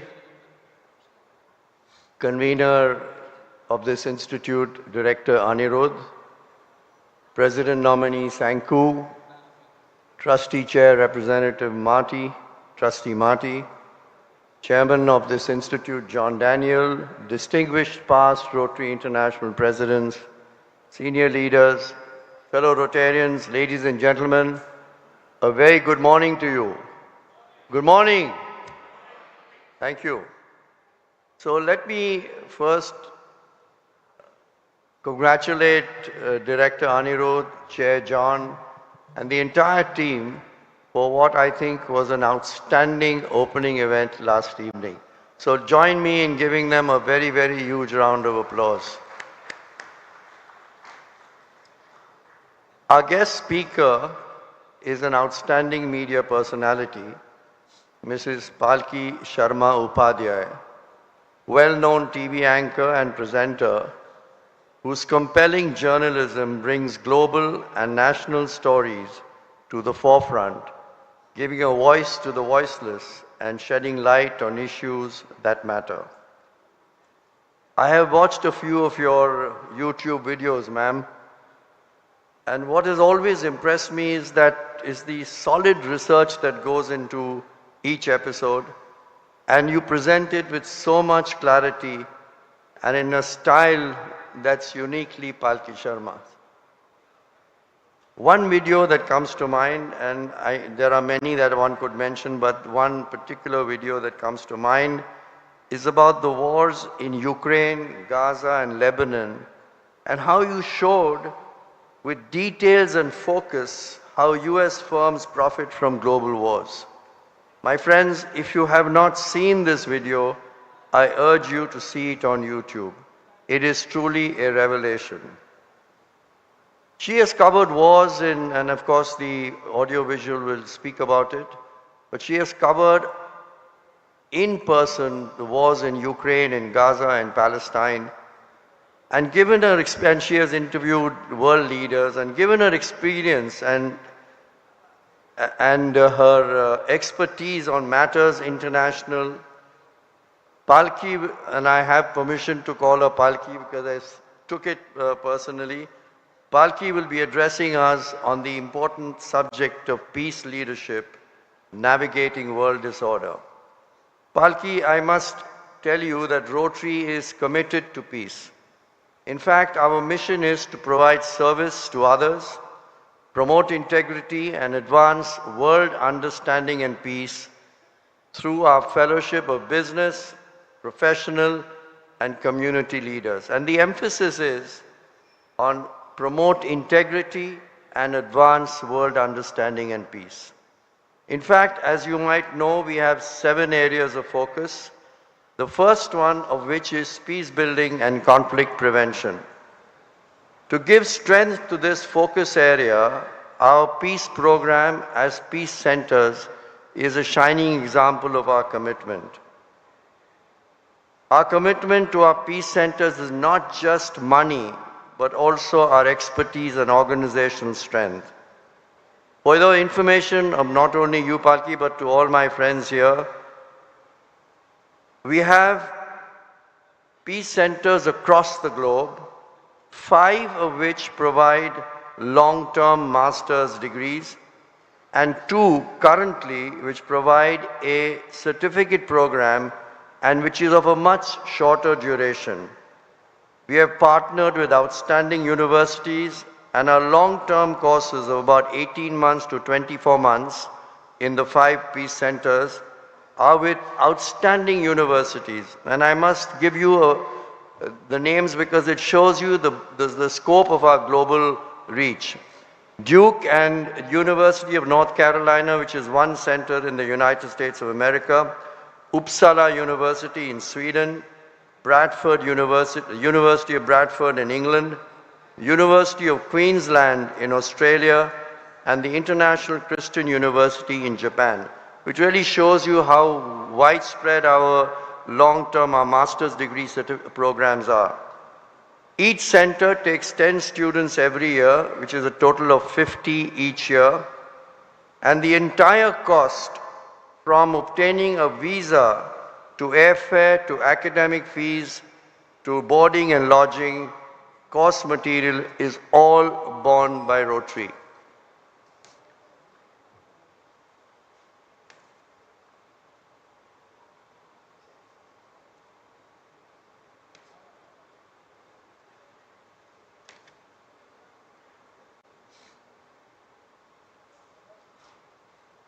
Apart from these 5 centers, we also have 2 centers currently which provide a shorter certificate program for a different profile. One of them is in Kampala, Uganda at the Makerere University, and the second is in the MENA region, Middle East, North Africa region at Baksashehir University in Istanbul, Turkey. The third one will be in Asia, and from a list of 60 universities that applied, our expert selection committee has narrowed it down to just 2, one in South Korea and the other is Symbiosis University in Pune.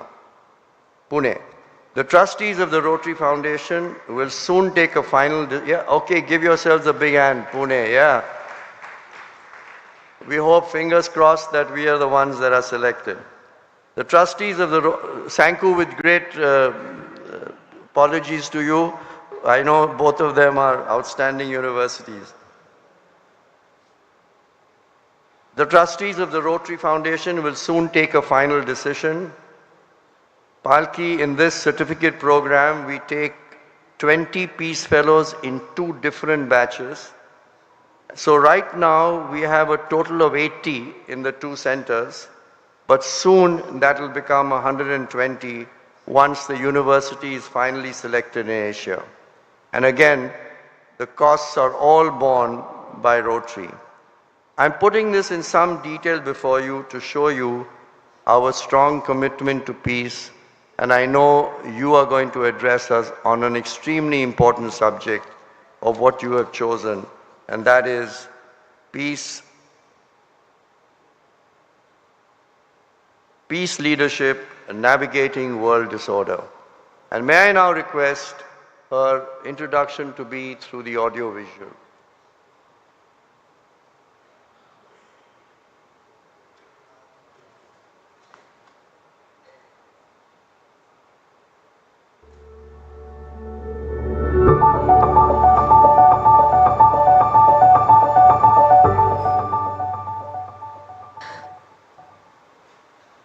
Palki Sharma Upadhyay, journalist.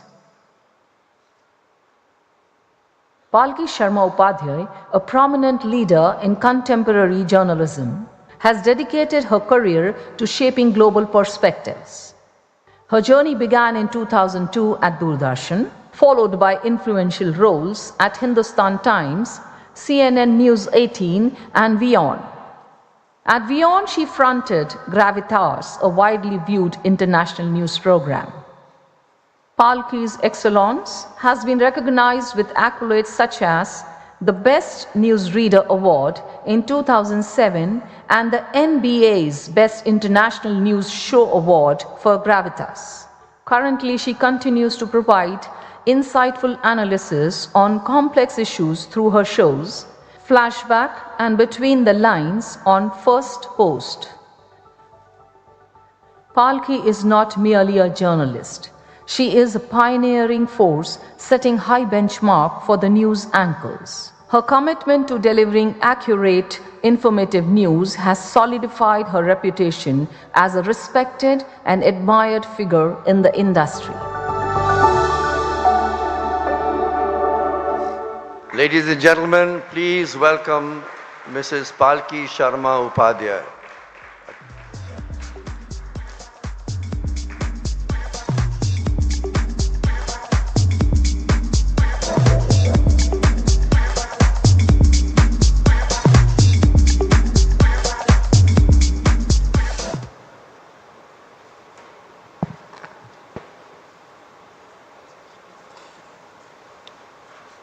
Honorable Rotary International President Stephanie Urchik, Rotary International Director Anirudh Roy Chaudhary, senior Rotary leaders and esteemed guests.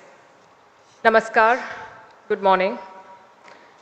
It is both an immense honor and a humbling responsibility to stand before you today to talk about a subject that is both profound and timely: peace leadership, navigating world disorder.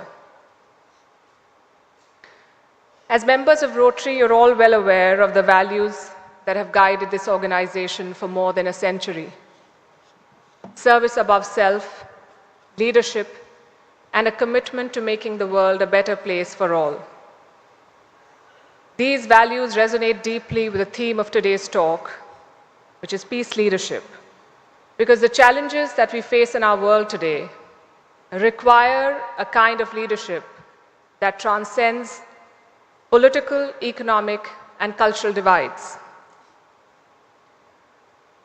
Our world is experiencing an unprecedented period of upheaval: wars, economic crises, environmental degradation, technological disruption, social fragmentation. All of it is shaking the very foundations of global stability. And this is not a bunch of isolated challenges. This is the manifestation of a systemic breakdown, what I would call a disorder. It is something that must be addressed immediately and effectively. So I think peace leaders today have a dual responsibility. The first is to identify and understand the challenges, and the second is to explore and implement solutions. The end goal is to bridge the divides between nations, communities, and individuals, and to bring lasting peace. And as we contemplate these challenges and solutions in the course of my conversation today with you, I would also like to highlight and underline the role and potential of India as a peace builder. India is a country that stands up for the global south, that engages with the global north as a partner. And India has, I believe, immense potential. So over the next few minutes, I hope to cover all of this and present before you a roadmap for navigating global disorder. I guess the first step would be to try and understand the shape and scope of what we face today. And I'm going to divide it into 4 parts. The first is wars and conflicts. The second would be economic inequality. The third would be environmental crises, and the fourth would be technological disruptions. There are many other factors at play as well. But according to me, these are the 4 big devils that I would like to dwell on. Our biggest challenge today is violent conflict, armed conflict across the world. We are witnessing the breakdown of order in several regions, leading to political instability, violence, and human suffering, humanitarian crises. You mentioned the Russia-Ukraine war. It began in 2022. I was in Kiev in the build-up to that war. I saw what kind of life the people had there. I saw the sense of denial, which soon transformed into fear and uncertainty. And we've all seen how it panned out over the past 3 odd years. It's going to be 3 years and a couple of months. The war shows no signs of ending unless Donald Trump prevails. And even if he does, we don't know what shape it will take. We don't know if the conflict is going to intensify before it ends. We don't know if either of the sides is going to use tactical nuclear weapons that they keep threatening to use. There are a lot of ifs. There are a lot of uncertainties. And look at the fallout of this war. It has thrown the entire international order into disarray. It has not only caused immense suffering and loss of life for the people of the 2 countries involved, it has led to disruptions in the global energy markets. It has led to food shortages. It has provoked a refugee crisis, and it has divided the world. According to the United Nations, the war in Ukraine has displaced more than 13 million people. These people have sought refuge in neighboring countries, and this has provoked Europe's biggest refugee crisis since the Second World War. The global response, as you know, has been mixed. The United States, the Western powers, Europe, NATO are all siding with Ukraine, giving it military and other support. Countries like Belarus, North Korea, even China are backing Russia. Countries like India and many others in the global south are trying to maintain a more neutral stance, emphasizing on diplomatic solutions while also trying to secure their own national and strategic interests. Then we have the war in West Asia. My team and I were in Israel the day after the Hamas attack on October 7th. We saw the suffering, we saw the fear, we saw what it did to families. And in the last 1 year, we've seen what the fighting has done to families in Gaza. And it has morphed into many, many conflicts. So you have Israel versus Hamas, you have Israel versus Hezbollah, you have Israel versus Iran, Iran versus the US. You have the Arab powers that want to speak up for the Palestinians but do not want to support Iran beyond a point. It is all very, very complex. It hurts way too many people. In the last 1 year, more than 40,000 people have been killed in Gaza. And these are just two major wars, Ukraine and West Asia. There are, as we speak, more than 30 armed conflicts in our world today. The situation in Syria is intensifying. There's been a lot of fighting in the past 10 odd days. There are protracted conflicts in Yemen, Ethiopia, and Sudan. There is a civil war in Myanmar. There are tensions in Africa's Sahel region. The Syrian civil war, which started some 13 years ago, has left more than 5 lakh people dead and millions of others homeless. It is the biggest refugee crisis in our world today.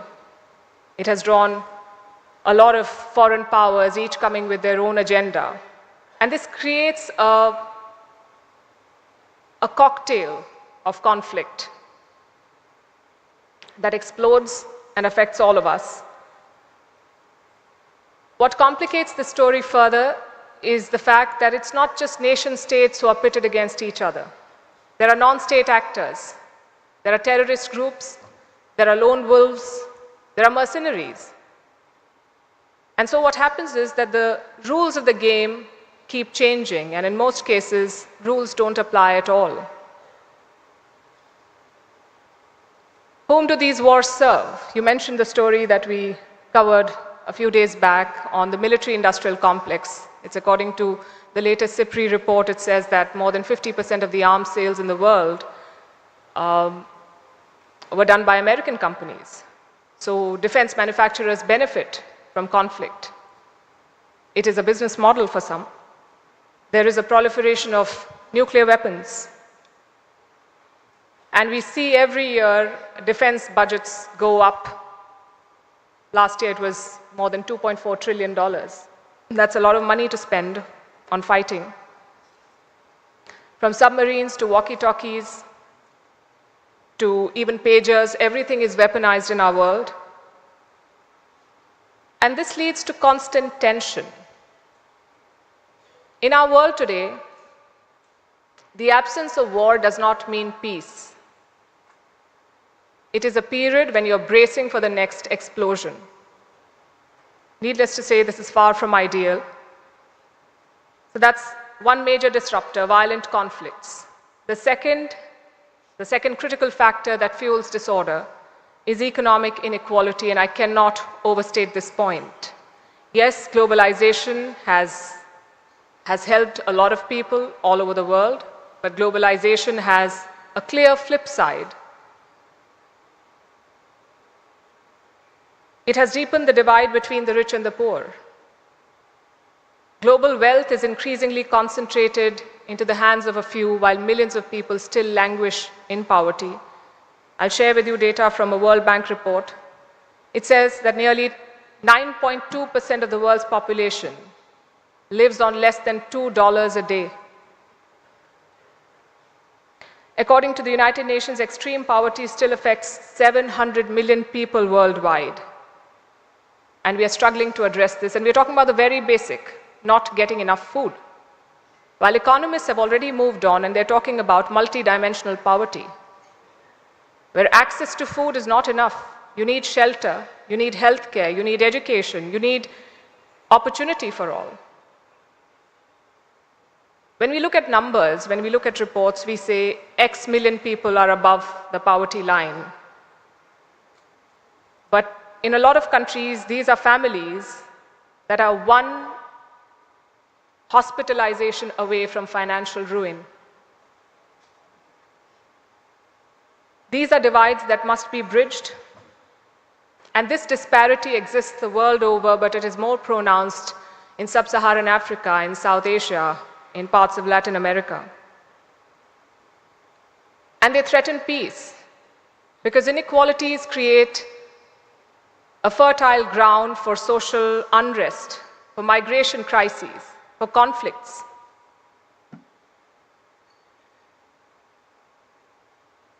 And what has made this inequality, this gap worse is the Wuhan virus pandemic that affected the whole world.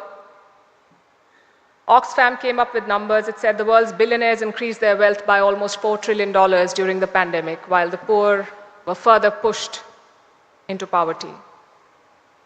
This leads to suffering, this leads to loss of potential. This also makes societies more polarized, because a lot of people then begin to feel that our social and economic systems serve only a few. These are systems that seem to capitalize, or that seem to prioritize rather, capital over people.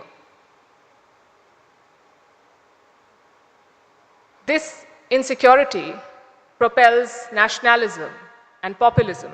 And again, this is happening in both the developed and the developing world.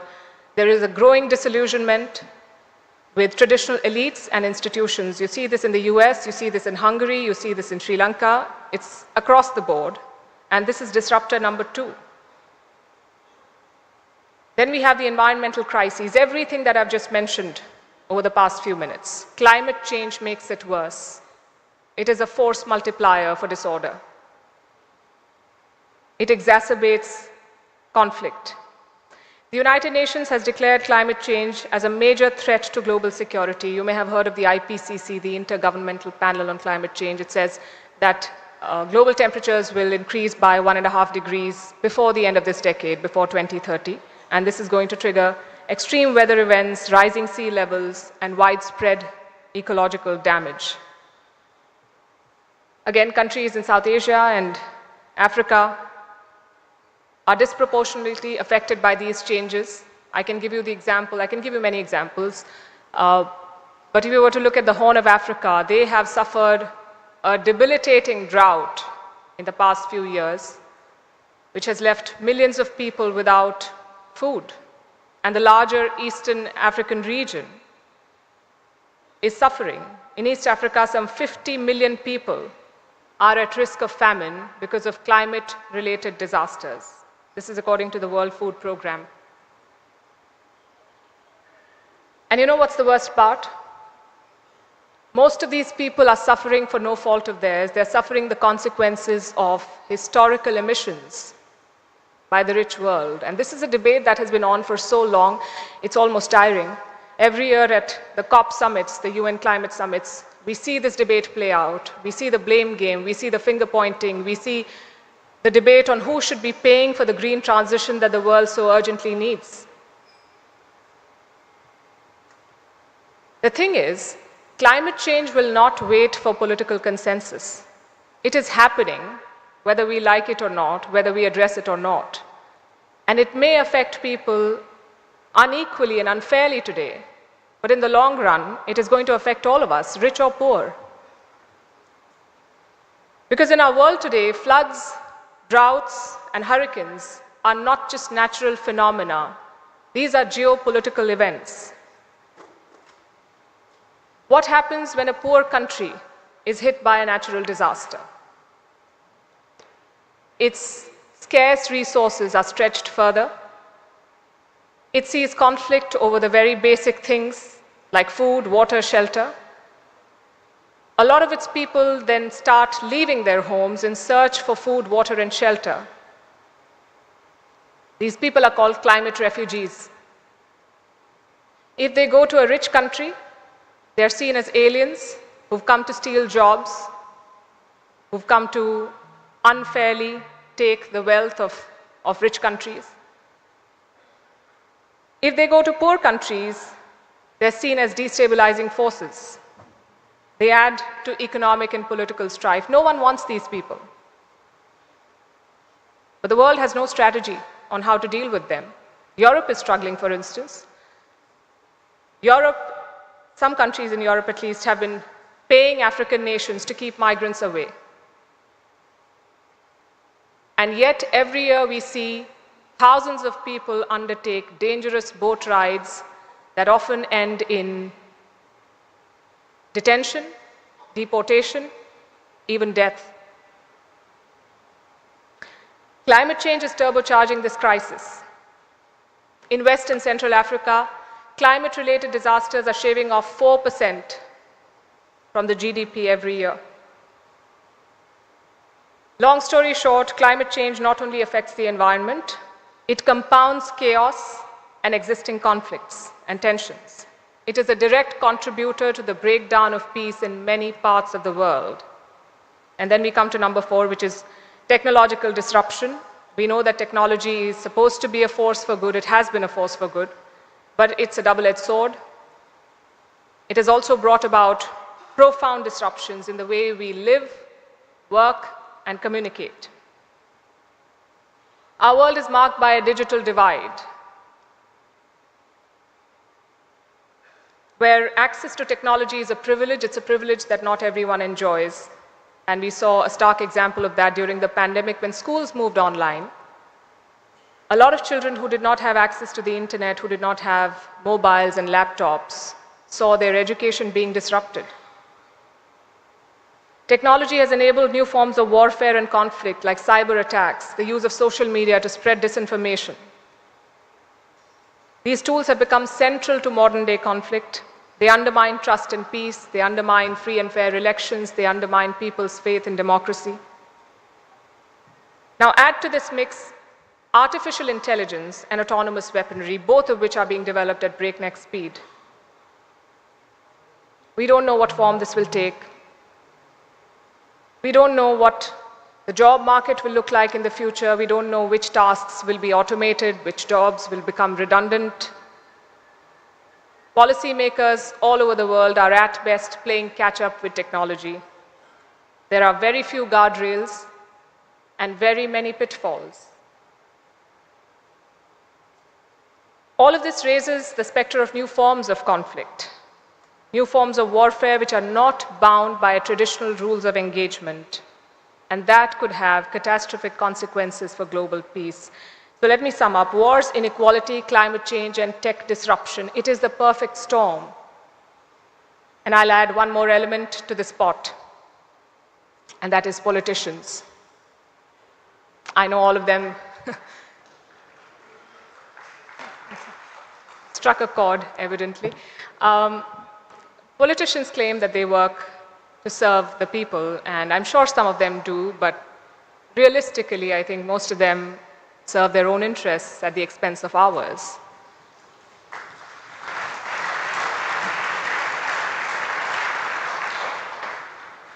This year, more than 50 countries in the world have held elections, and in most cases, the incumbents have been voted out. So we have a new set of individuals, men and women, who come with their own agenda, their own worldview, and their own ideas on how they want to shape the global order. This means more disruption. I know a lot is said about the United States with Donald Trump winning the election, and he throws up surprises, to say the least. His allies and adversaries are trying to figure out what Trump 2.0 will look like for them and what it will mean for them. And because it's the US, the impact seems so much more, and it is quite significant. But I would like to say that this is not limited to the US. Regime change anywhere leads to policy disruptions. In the UK, you see a Rwanda plan being junked, where they were going to send asylum seekers to Rwanda. In the Maldives, you see a pivot to China, you see the India Out campaign. In Bangladesh, you see the regime taking more extremist positions on certain matters. All of this contributes to global disorder or flux at the very least. Now, in the face of these challenges, the question arises, who are the leaders who can guide us towards peace? Among the nations of the world, I think India stands out as a potential leader, a force for peace.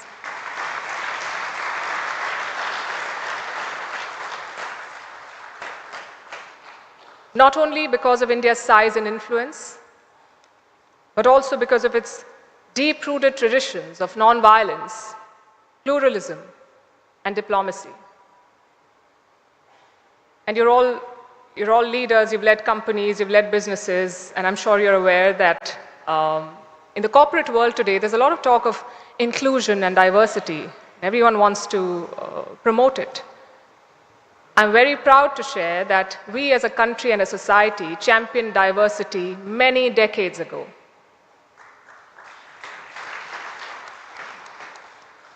India has always known and appreciated the power of unity in diversity. When India gained independence, our economy was depleted. It was dilapidated. Our military was not very much to write home about. But India was a moral force India was a civilizational power that stood up for other countries which had been colonized by the West. And even then, we promoted the cause of peace. You may remember the Korean conflict, late 1940s, early 50s.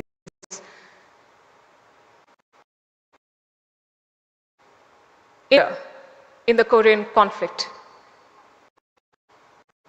And that was a time when we were just starting out as a nation state. Today's India is better placed economically, politically, militarily. We are the world's largest democracy. We buy oil from the Russians and we buy drones from the Americans, and both are happy to sell to us. We have a conflict with Israel. We speak up for the Palestinians. We are building a strategic port with Iran, and we are friends with the Arabs. We work with everyone.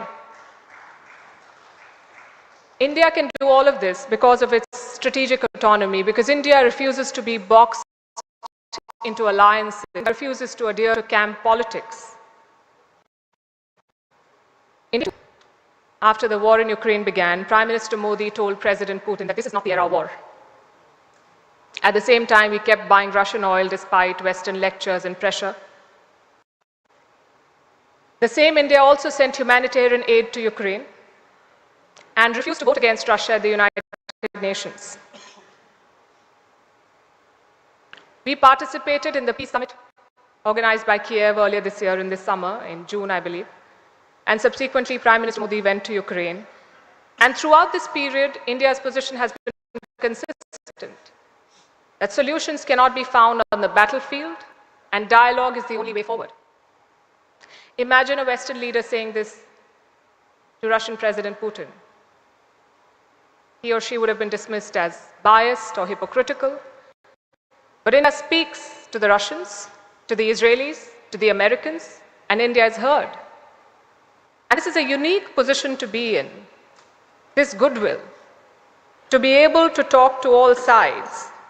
And that, I believe, is what makes India the ideal candidate for peace leadership.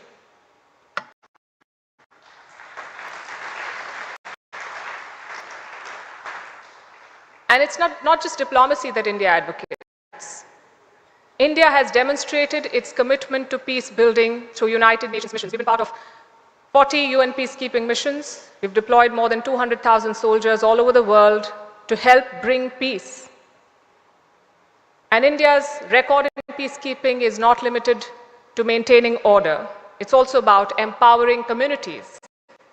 It's about rebuilding after conflict. We've done it in Africa, in the DRC, Democratic Republic of Congo, in South Sudan, we've done it in Lebanon, we've done it more recently in Afghanistan.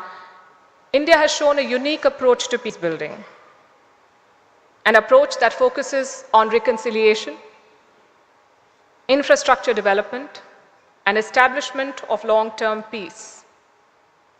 Not very long ago, when Sri Lanka was imploding, India offered and gave diplomatic and monetary support and helped restore order in the neighborhood. India has also pushed for inclusivity and better representation at global platforms, and we saw an example of that last year when India presided over the G20 summit. The inclusion of the African Union was thanks to India's efforts. We're leading the campaign for United Nations reforms to make it more inclusive and in tune with the times. India has championed the cause of a multilateral rules-based order. Sounds like a big word, sounds very bureaucratic, but it's very, very important in today's context when the world remains divided. India has positioned itself as a key player in the Indo-Pacific, in a region that is critical for supply chains, connectivity, and global trade, but is increasingly seeing a lot of turbulence because of Chinese expansionism. If you connect these dots, you will see India's commitment to peace and order transcends political shifts, both at home and outside. It doesn't matter who's in power. We've stayed the course. And that's what's important. So India can play a significant role in building and keeping peace initiatives. But the thing about peace is that it cannot be achieved or enforced unilateral group or country can do it. Which is why the path forward requires a dimensional approach. We need collaboration and diplomacy to build international partnerships, to foster dialogue, reassert the importance of multilateralism in a fragmented world. We need inclusive development, address the root causes of conflict, including inequality, poverty, and lack of education, and to prevent violence before it begins. We need ethical technology to ensure that technological advancements are harnessed for the good of humanity. We need sustainable peace building to embrace the long-term process of rebuilding societies after conflict. That peace is not just a cessation of violence, it is the establishment of justice and opportunity for all. And all this cannot be achieved by one individual, like I said, or one group or one country. It requires a collaborative effort from leaders like all of you. As senior Rotary leaders, you have the ability to influence the course of history. You're not only stewards of a powerful organization that has been a beacon of service for more than a century, you're all peace leaders in your own right. And I say this with a lot of confidence because I have seen Rotarians at work over the years. I have observed some of them very closely. Dr. Rakhi Gupta, Mr. Ajay Kala, Dr. Ashok Gupta, who is the director of my alma mater, could not be here because of health reasons, but I have seen him embody the spirit of service through education. I met Jaishankar yesterday and I saw the kind of work he has done. I'm sure all of you have these stories which are very inspiring and encouraging, and that is why I say that even though the challenges that we face today seem overwhelming and daunting, they can be overcome by your efforts, your collective efforts, if we commit ourselves to the ideals of peace, justice, and cooperation. I see my time's up, so I'm going to wrap with a quote from the epic Mahabharata, which I keep going back to, which I recommend to everyone. It has answers to all questions in life and beyond. And this is something that Lord Krishna told Arjuna about attaining peace. It is dharma that upholds the world. A leader must therefore always seek to follow dharma, for in it lies the path to peace and harmony for all. Thank you. Namaskar.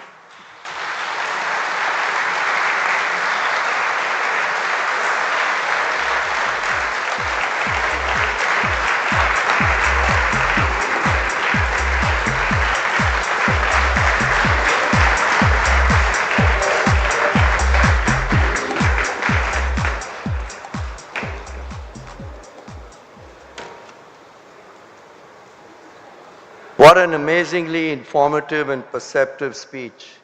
Ladies and gentlemen, I think Palki Sharma Upadhyay deserves a huge round of applause again.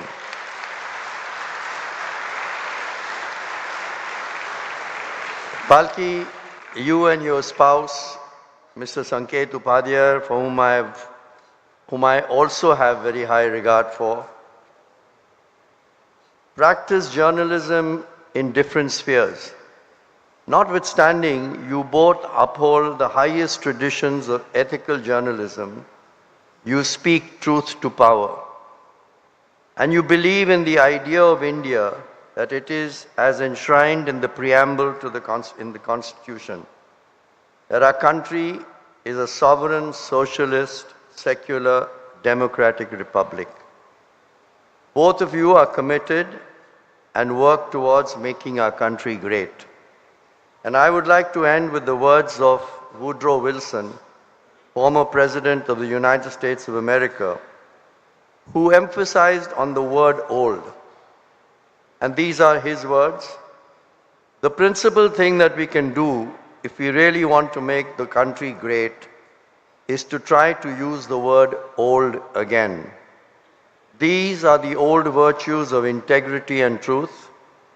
These are the old virtues of incorruptible service and honor in public office. These are the old virtues of economy in business, of self-reliance, thrift, and individual responsibility and liberty. These are the old values of patriotism, real love of country, and willingness to sacrifice for it. These old ideas are very inexpensive, and they would help make our country a great nation. You, Palki Sharma Upadhyay, epitomize these ageless values. More power to you. May I now invite our past Governor Muthu to give a formal vote of thanks.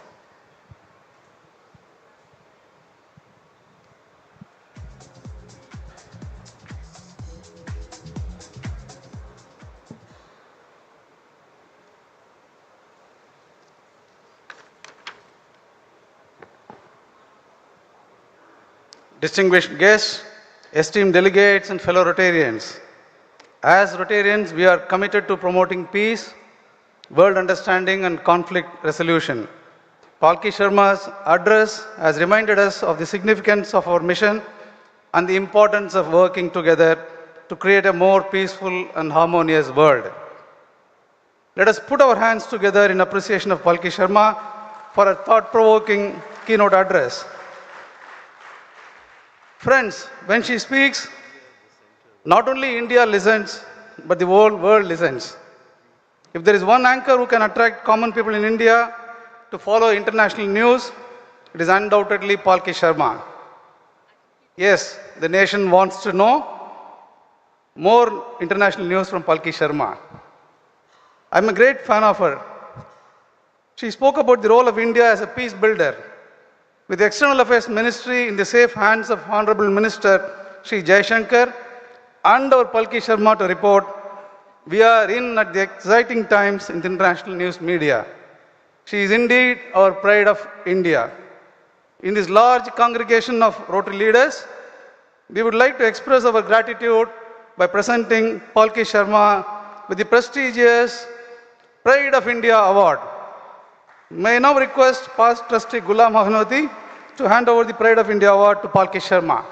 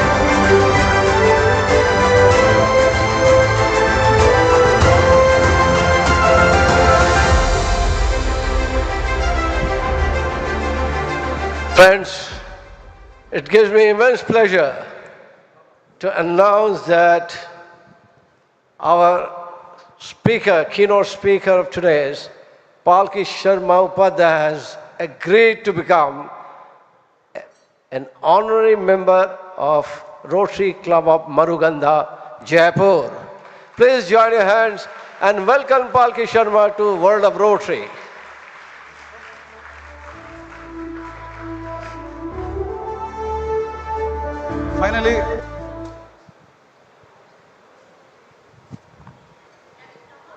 Finally, it gives me great pleasure to hand over a memento to our own session chair, past trustee Ghulam Ahmadi, for conducting the session so ably.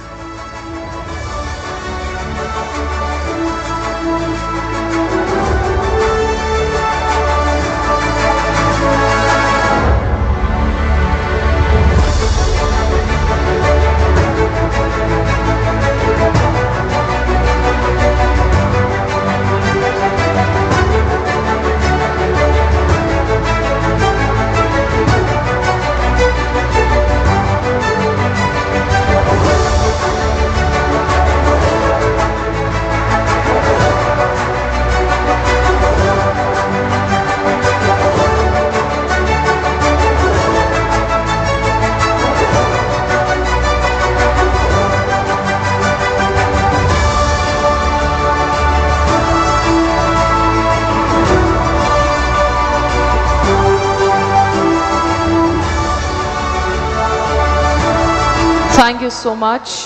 Moving on to our next plenary session, session 5, be a gift to the world of membership.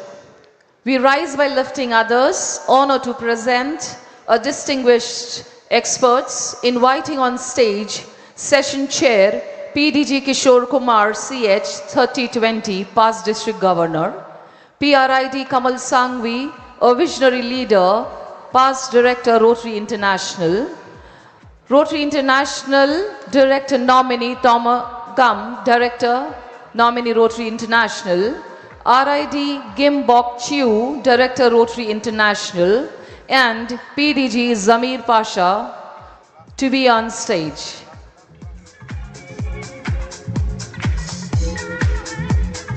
After this, there is no turning back.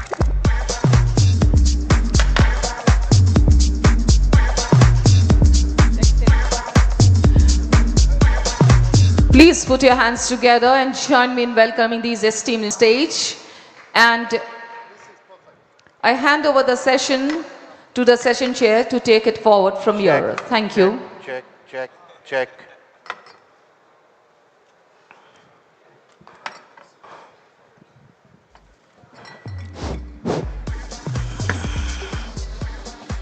Oh, these sofas are good. They go right in.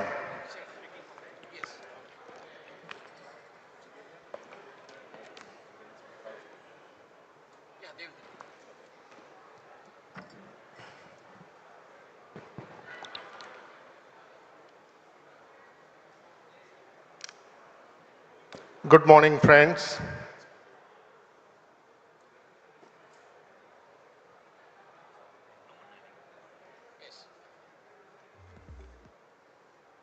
We'll just take a minute or so.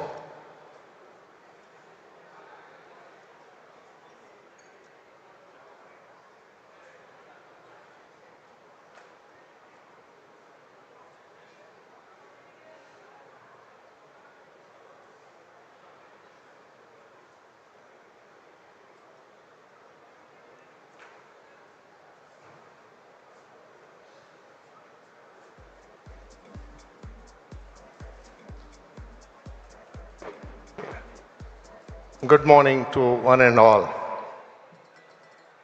Every Rotarian who is creating magic of Rotary is indeed a gift to the world. Welcome to plenary number 5. Be a gift to the world, a session on membership, the heartbeat of Rotary. Ours is a membership organization, and membership is our top priority. And yet, we struggle to stay afloat. We agree in today's world, challenges in growth in service organization like ours, we understand that. And these challenges inspire us to overcome them. Membership types, new club types, diversity in membership are some of the issues we will discuss next 35 minutes. We have senior dignitaries yesterday, today, and tomorrow with us as our speakers.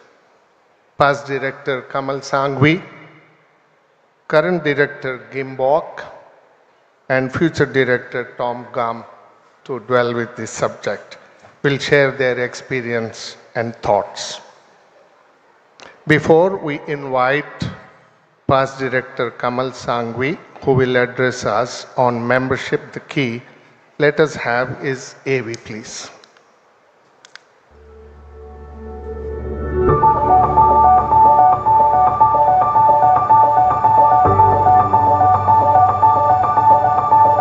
PRID Kamal Sangvi, past Rotary International Director. Kamal Sangvi, a visionary titan and philanthropic luminary, is a reagent for positive change and a fire of hope. A distinguished Rotarian, Kamal's life is a signal to the power of service. From his humble origins as a pharmaceutical scientist to his exalted position as Rotary Director 2019-21, His journey is an odyssey of unwavering dedication to humanity. A dynamic, charismatic leader, he has spearheaded countless initiatives empowering women through transformative vocational training programs and providing life-saving healthcare to underprivileged children. His passion for service has taken him on a global trail, inspiring and mobilizing Rotarians to create a ripple effect of positive change. Profound and inspiring, echo through time. I can do things you cannot. You can do things I cannot. Together, we can do great things. This philosophy has been the cornerstone of his extraordinary achievements. A true partnership in service, Kamal and his wife Sonal share a lifelong commitment to making the world a better place. His dedication to Rotary's ideals has earned him accolades, the Service Above Self and 4 Avenue of Service Award, a profound respect of the global Rotary community. A paragon of compassion, Kamal Sangvi. Over to Kamal Sangvi. Thank you, Kishore. In presence of faith, you have hope. In presence of hope, you have love. And in presence of love, miracles happen. Rotary is a miracle. Miracle because each of you Rotarians, whenever I go, wherever I go, I see miracles of Rotary taking place on a daily basis. Miracles of giving food to the hungry, miracles of giving water to the thirsty, miracles of giving house to the homeless, miracles of giving surgeries, heart surgeries to that child and allowing him to live, miracles of giving education to the girl child. Every day we see miracles. And some people can ask me, what is the big deal in these miracles? It is a big deal. When you see Raja Sabu in the sub-Saharan Africa holding that child and giving him or her the right to live, that is a miracle. When you see K.R. Ravindran trying to eradicate cervical cancer in Sri Lanka, that is a miracle. When you see the Kalyan Banerjee building that fantastic hospital in Vapi, that's nothing short of a miracle. When you see Shekhar Mehta trying to educate that woman in a village far away and giving her the right to dignity, that is nothing short of a miracle. If we are the Rotarians who are creating this miracle, each one of you is creating miracle in your city, in your lanes, in your district, in your town. The question is, if we are doing God's own work, if we are doing humanity in motion, why do people leave us? हमें छोड़ के क्यों चले जाते हैं? Why do Rotarians leave us? The answer is very simple, friends. Rotarians leave us for 2 reasons. One, they are priced out, or second, they are worked out. Every Rotarian invests money and his or her time into our organization and looks for a worth for the time and the money he or she invests in this organization. Are we giving that Rotarian the time and the experience and the club experience we want to give him or her? We have to give and make our club vibrant to make the Rotarians stay with us. I always say this, Rotary, we talk about peace. Palki spoke about peace. Yesterday the Nobel laureate spoke about peace. But sometimes in our own clubs, in our district, we are not in peace. Peace first starts at home. We need to be in peace with ourselves. We need to handhold every Rotarian. I always say this and I repeat this again. Rotary is a love story. It's a story where we love. We are the smile creators of the world. We are the ones who spread love. You need to spread love with your members. You need to constantly handhold your members. Then he or she will never ever leave Rotary. So let us start first with our own club.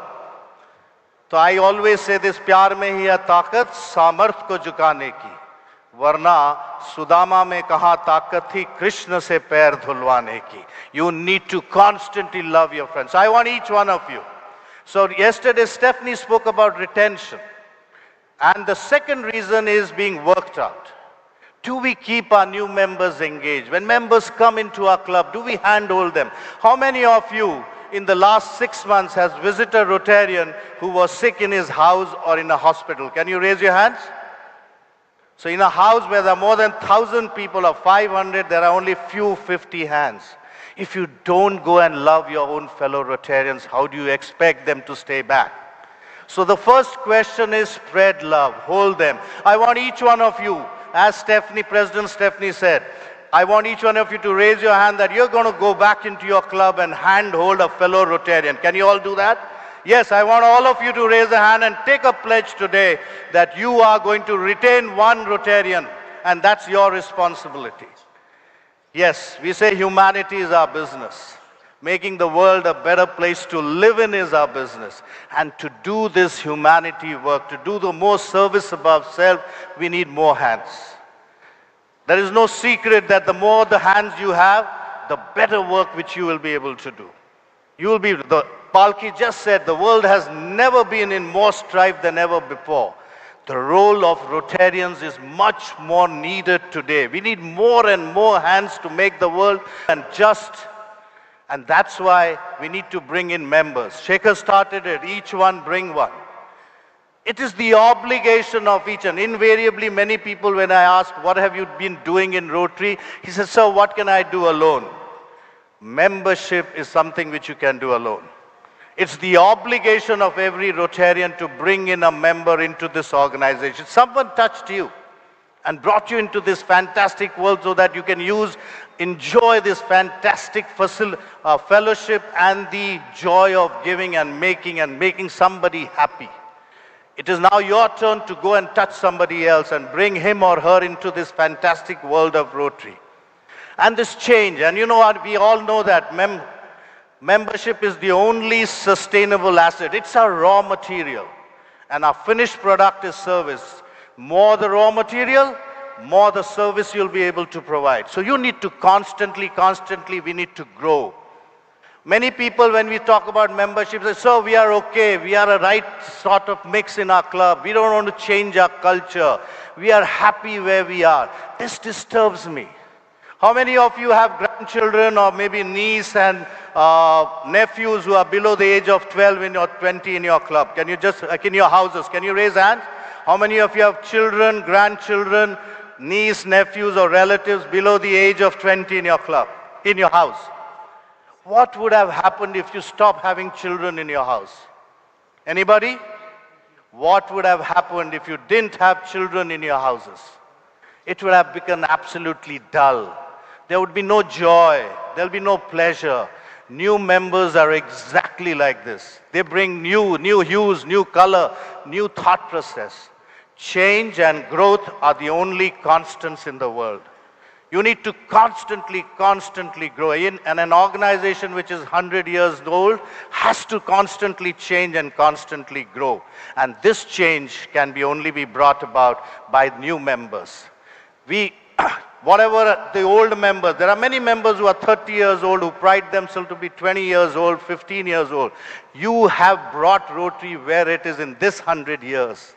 To take it to the next 100 years, you need to change. You need to bring the change for the Rotractors. There are the Rotractors there? Okay, they probably left. But the new generation, you need to change Rotary. And this can only be brought about by new Rotarians. Bring in everybody, bring a Rotarian every day, into the organization. When you bring new Rotarians, they come with them with the new thought processes, and that is what is going to lead us for the next 100 years of challenge. And we understand that the new Rotarians, the new generation looks and perceives Rotary in a due format. Rotary understands this, and that's why we've come up with the new club type. How many of you know about this new satellite club? Satellite club, which is a club within a club. You can form a club today with just 8 members and then make it grow, nurture it, nourish it, and then make it grow, and then probably let it be on its own. My friend Tom, Director Nominee Tom, is going to talk about the exciting new club formats which we have done and which will bring the change in Rotary. Now the question is, how do we get new members? The answer is very simple, friends. You need to tell your stories. We need to tell our stories every day. Get on to top of your building and yell. Yell for the good work which you are doing. In the olden days, people used to say the left hand should not know what the right hand does. Or probably neki kar or darya mein dal. Those are the old days. Today, even before you start your work, you need to go up onto the top floor and yell. We don't want medals for what we do, but when you yell and tell your stories, you expand, you increase your reach, you have partnership with other organizations so that they can join us in the good work we are doing. Today is the era of partnerships. Alone, we cannot change the world. We need more and more and more partnerships to make the world more equitable, just, and bring sustainable change across the world. So I want each one of you to become storytellers. I want each one of you to go and tell the good work which story does. शोर मचाना हमारा मकसद नहीं, दुनिया में तब्दीली होनी चाहिए. मेरे सीने में ना सही, तेरे सीने में ही सही, कहीं तो ये आग लगनी चाहिए. You have to spread the fire of the good work which Rotary does. Then only we will be able to do greater and greater and more work. When you get the new members, so the new mantra in Rotary is, and I'm very glad, Stephanie spoke about continuity. I'm very glad that Shekhar started talking about each one bring one. That's the obligation of every Rotarian towards our own organization. Stephanie yesterday emphasized that each one retain one. And of course, and I've already started seeing Mario talk about each club make a new club. And I'm so glad that next leader, Sanku Yoon, has started talking about all three. Bring a member, retain a member, and make a new club. So friends, the new mantra in Rotary by-lanes now is, each one, I want to hear that, each one, bring one. What Stephanie says, each one, retain one. What Mario says, each club, make a new club. So like Nelson Mandela said, friends, we can change the world. And it is in our own hands that we can change the world. Rotary is a miracle, a ship driven by membership. So I would want and plead each and every one of you. It is imperative that membership is the highest priority of Rotary International. It is the highest priority. Without members, we cannot survive. So let's have a party. The party needs more and more members. So let's ask each and everyone, again I plead each and everyone to you, bring a member, retain a member, and form a new club. Thank you very much.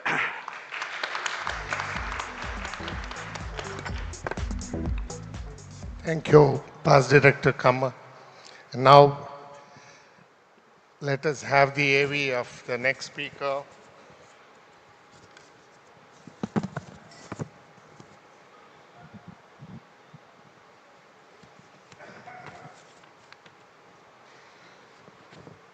Thomas A. Gum, Aide to Rotary International President 2024-25. Thomas joined Rotary with a vision of membership growth and has since founded and inspired dozens of innovative clubs around the world, including a Rotary Community Corps for refugees in Minnesota. He earned gold level in the Membership Society for new member sponsors, having inducted over 50 active members into his club. As District Governor of District 5950, he led his district to become one of the top global contributors to the Rotary Foundation, raising over $642,000 for End Polio Now. Tom was honored with the 2021 Zones 28 and 32 Individual Membership Innovation Award. An influential speaker and leader, Tom's work continues to shape Rotary's future, inspiring others to innovate and grow within the Rotary family.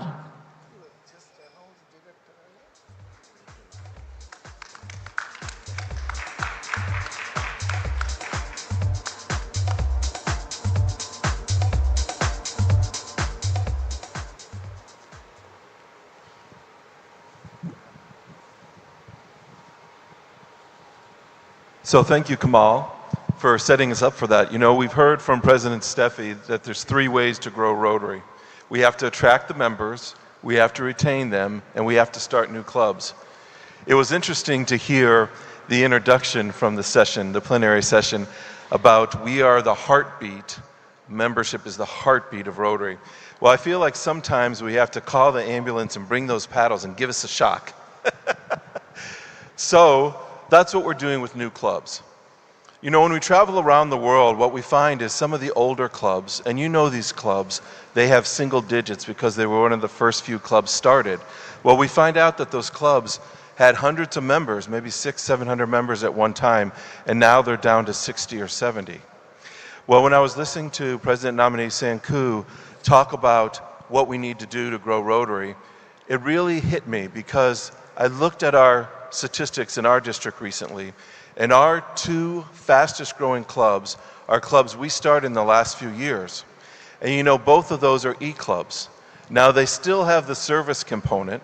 We have global travelers that meet online, but then they go in real life and they do service projects in Vietnam, in Cambodia, and places like that.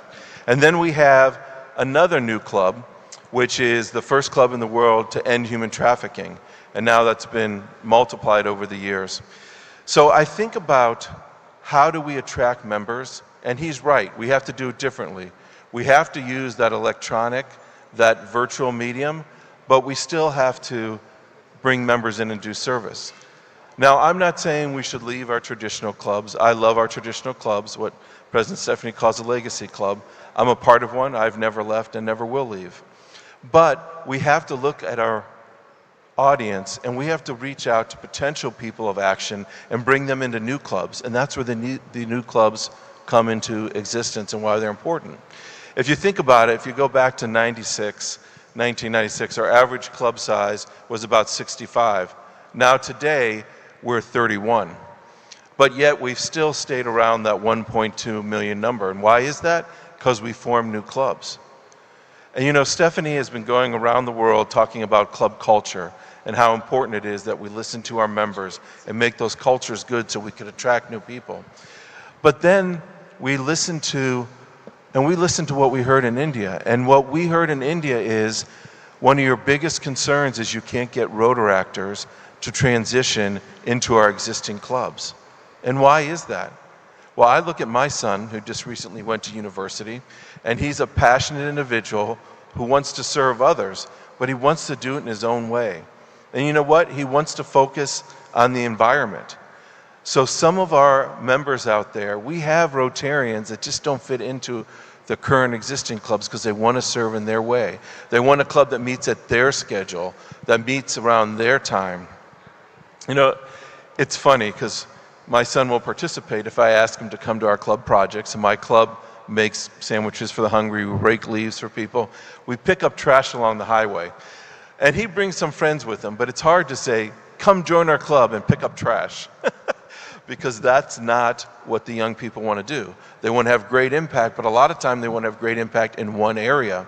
So we have these cause-based clubs. So cause-based clubs are clubs that are focused around one particular cause that people want to work on. So let's say we started the world's first veterans club. People join that club not because they're a veteran, but because they want to serve veterans. So in our normal clubs, our traditional clubs, people usually go to a club that's close to their home geographically or close to their place of business. But these new clubs around a cause, people are attracted to them. Rotary is the magnet that brings them in. And Rotary can give them dollars to do the local grants and to do the international global grants. So what we need to do is we need to listen to our population around us and we need to say, what kind of club do you want? You know, I wish I can say that we came up with all these clubs ideas on our own and one day we woke up and said, we're going to start an end human trafficking club. But it doesn't work like that. Like our speakers early in the week said, sometimes when you have adversity, you can turn that into a success. You know, our 3 districts around where I live, we were pushing for ending human trafficking. But the leaders of that after a few years came to me and said, we're going to quit that initiative, even though they were passionate about it. And I said, why? And they said, Tom, you don't understand. You know, we can't do global grants. We can't do local grants. So I said, form a club. And you know, so many times they say, it's hard work. But it's not that hard, and there's people to help you do it. So what I'm here to tell you today is, yes, we need to attract members. We need to keep our members happy. But we also need to start new clubs. And if you need help, there's a lot of experts up here willing to help you with it. Thank you.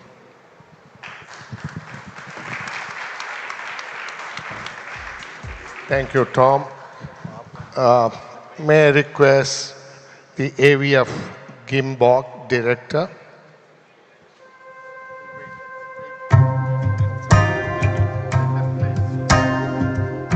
Kim Bokchu, Director, 2023-25, Rotary Club of Bugis Junction, Singapore. 1 + 1 can be more than 2. It can be 11. GB Chu's formula for impact. GB Chu, a visionary entrepreneur and a dedicated Rotarian, believes in the power of partnership. His philosophy, 1 + 1 = 11, highlights the potential for collaboration to yield extraordinary results.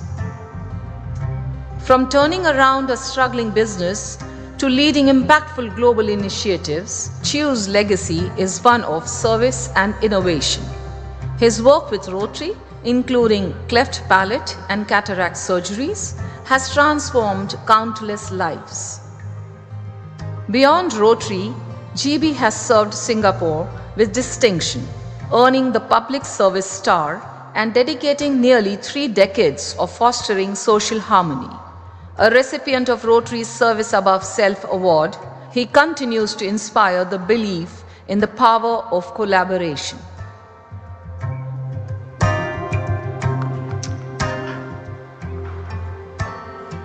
Good afternoon, everyone.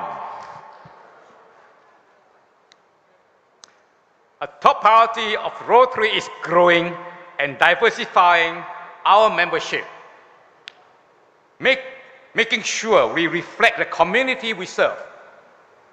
We want people with different perspectives and ideas who will help Rotary to take action to create lasting change in the community around the world. Rotary is committed to diversity, equity, and inclusion, in short, DEI. And DEI is one of the ways we can expand our reach, which is the second priority of the Rotary Action Plan. Past Rotary International President Jennifer Jones, in one of her messages, said, DEI is not just a recommended practice. It is necessary to Rotary's success in providing meaningful leadership, networking, and service opportunities today and in the future. One of the favorite or peeve topics of Rotary International President Stephanie is membership. And if membership and DEI are so important, why can't they be put together to create more leverage and synergy? May I just do a survey? How many of you know of the Rotary's DEI's Code of Conduct? Yeah, thank you very much. So basically, the Rotary's DEI's Code of Conduct requires us, as Rotary members, to use respectful language, be supportive, foster a welcoming and inclusive environment. Very often, members leave Rotary or our club because they don't feel welcome or their expectations were unmet. Although a free expression is important, what we say and how we behave matters. Rotary does not tolerate speech or behavior that promotes bias, discrimination, prejudice, or hatred because of age, ethnicity, race, color, disabilities, religion, socioeconomic status, culture, sex, sexual orientation, or gender identity. Rotarians are expected to apply the DEI Code of Conduct uniformly by taking responsibility for how our words and actions may affect others. Rotary, together with an appointed outside consultant, conducted a survey to assess the state of DEI at Rotary. And I will just mention a few key results of the assessment. Number one, Rotary's current DEI policy and procedures varies region by region, leading to inconsistent and inequitable experiences. For this, we can accept. For example, there is a widespread racism in other part of the world than this part of the world. So I'm not saying there is no racism here, but it's not as widespread. For example, we don't have George Floyd or not Me Too or Black Lives Matters movement here. In my region, just to give you an example, in my region, in Malaysia in particular, an organizer who organized an LGBTQ seminar was hauled up by the police. Can you imagine that? So, however, our regional, district, club, and senior leaders must be trained to think and act more inclusively, making them realize the effect of their words and the action have on others. Number two, more than 30% of the survey respondents said they don't believe that Rotary leaders are actively promoting DEI. They say they don't see Rotary leaders being held accountable, and they don't believe those leaders uniformly apply and uphold Rotary's DEI. This is serious. Rotary leaders are expected to uniformly apply and uphold the DEI code of conduct. If you experience or hear something or witness behavior from a Rotary leader that doesn't align with DEI code of conduct, we must address it promptly. So if the situation can be resolved through discussion, encourage a member or participant to talk to the person directly. Very often, a person who said something or acted in a way that made others feel excluded, marginalized, or targeted did not do so intentionally. Although there might be mistakes, missteps, and uncomfortable conversations along the way, the result is a better, stronger Rotary. Members believe that leadership opportunities are limited for anyone who doesn't fit the traditional profile of a Rotary leader. They said, members who don't look or behave in a certain way or have the right Rotary resume don't have the same opportunity to advance. Rotary International Board of Directors have reviewed and updated the qualification for some key leadership roles, including the International Assembly moderator and regional leaders. For the first time, Rotary has been appointed to serve as RPIC, or Rotary Public Image Coordinator, in 2022-23. Rotary International has also removed the requirement of PDG to serve in such position.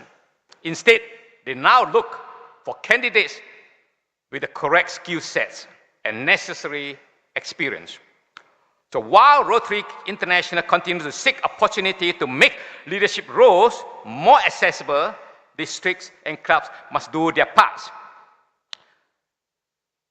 Every Rotarian is a leader outside Rotary. The only difference is Rotary knowledge. For this, the seniors can mentor the newer members. And also the members can take advantage of the courses in the Rotary Learning Center. Next, the cost of joining Rotary remains an obstacle to retaining members or attracting new ones and accurately representing our communities. So when we welcome only those with financial means, we exclude community members who want to make a difference but cannot afford to join. We want to ensure that the cost of Rotary is commensurate with the value of being a member, but we don't want costs to keep potential people of action from connecting and making a difference to Rotary. Rotary is exploring more ways to make Rotary accessible, that with the flexibility and accorded to us, as what Rotary International Director Nominee has said, there are so many other ways to form clubs. We are able, in that way, we are able to form minimalist clubs.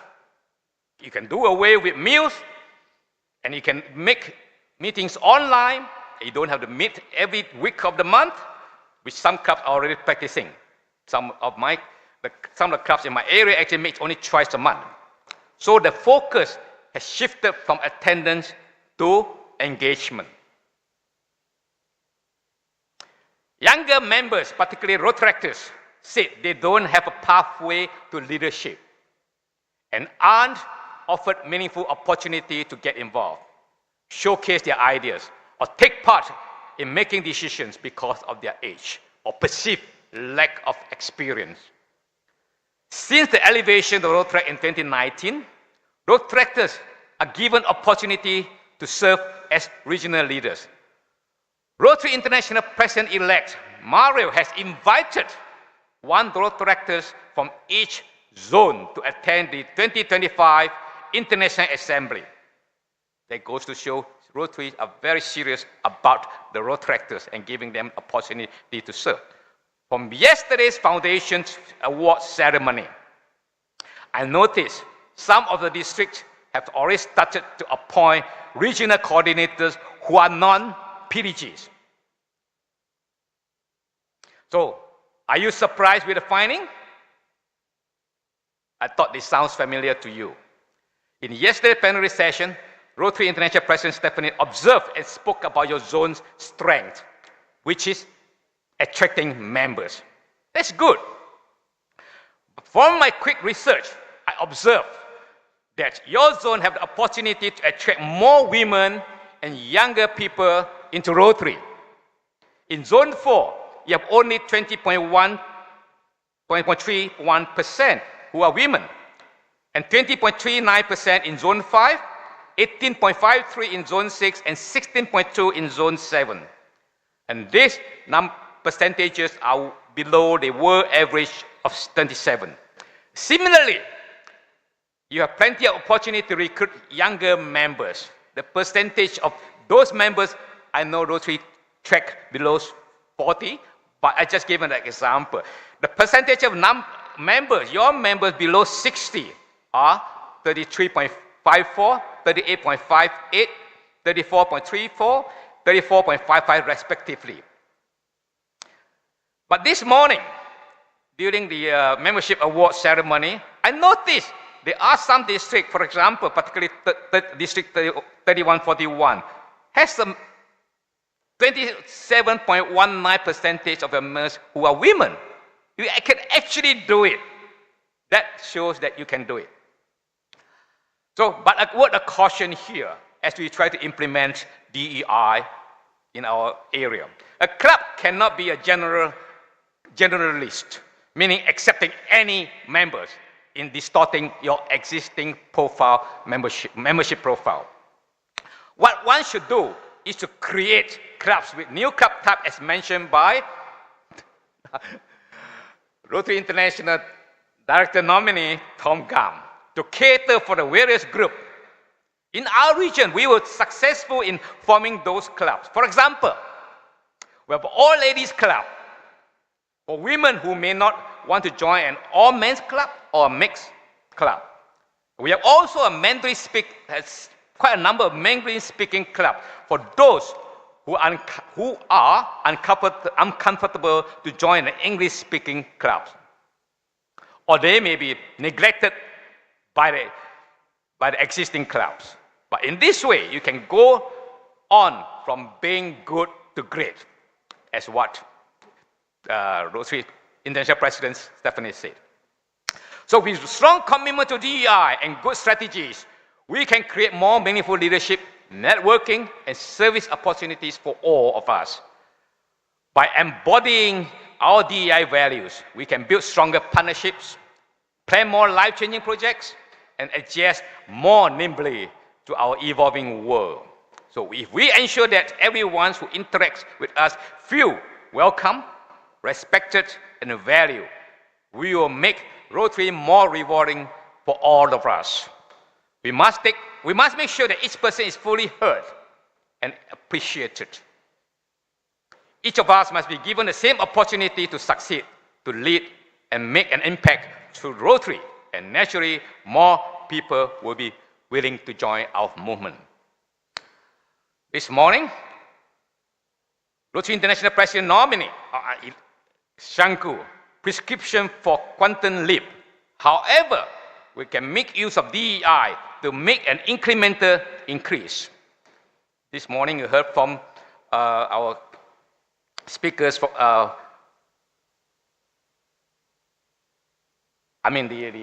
last keynote speaker, we made an undeniable case or justification for India being a strong advocate of DEI. So putting the two together, DEI and prescription or thinking outside the box by RIPN Shanku, you should be able to make Rotary India from going from good to great. So I just hope that one day Rotary in India will achieve gender parity in the 4 zones. And as introduced by just now, I said that the new mantra is not what past RI president said, each one bring one. Now is each one bring one, each one keep one, but I think it should be each one bring one, and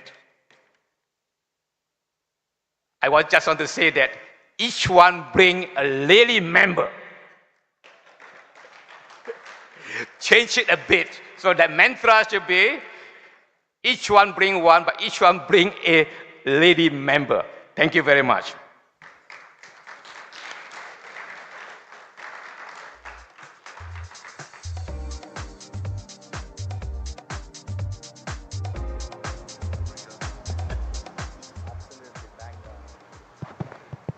All the 3 experienced panelists, they were crisp but conveyed the message.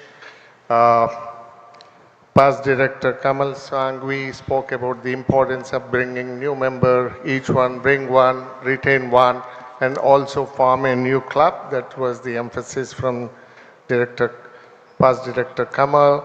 And Director Nominee Toms spoke about the new clubs and the importance on the membership.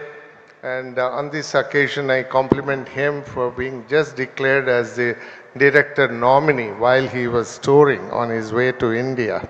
Congratulations, Tom, for that. And Director Gim Bok spoke about diversity, touched upon the importance of the membership, speaking about bring one, and particularly emphasized on bringing one lady member. And he gave examples of the districts and our zones and spoke about the importance of bringing diversity, inviting women members, more of them. So thank you, panelists. You really conveyed the message on this very, very important subject of membership, where we are all concerned. Last 25 years, we are more or less static. In fact, in the recent times, the numbers are going down. If we do not take the Rotractors into that account of 1.2 million. Friends, we are all ambassadors. It is ultimately each Rotarian's responsibility to see that this organization is strengthened, and it is our responsibility. The future of Rotary is in our hands. That is my appeal to all of you. And thank you, panelists, once again. May I request my friend, Past District Governor Dr. Zamir, to come over here to express the gratitude. May I do it from here, sir? Service above self. Swayam se upar seva. Swayam oiranam sevam. And Tanni vada chirandadu sevai. This is the noble motto of the Rotary International, which we commence with and conclude to. So, dhanyavadalu, dhanyavas. gracias, mercy, thank you is more meaningful, thoughtful, and purposeful. And may I request our session chair, PDG Kishore, to appreciate a token of appreciation and admiration to our lead speaker, Kamal Sangvi, on membership. Because membership, please, the dais, center, sir. We invite you to the center of the dais, this panoramic dais, wherein we have spoke about membership, the two eyes of the Rotary, membership and foundation. Kamal Sangvi, you all know, Kamal is the lotus that's seen everywhere, but Kamal is magic. That's the magic of Rotary for our president, Stephen Ochik, to say. He's the magic of Rotary, Kamal.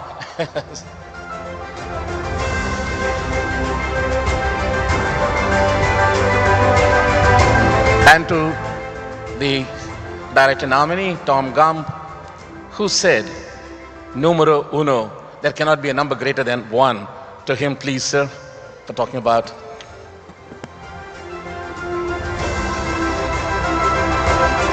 And to the director, came back for insisting on women membership for all the ladies. Please applaud him and raise your hands to say, to bring a lady member, each of us. And for leading this session in a purposeful way to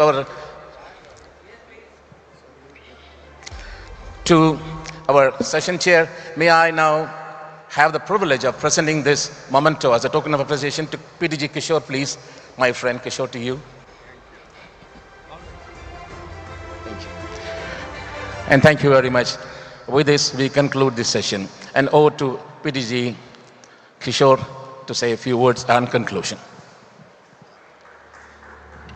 Thank you, Zamir. With this, we have concluded the session, session 5. Thank you.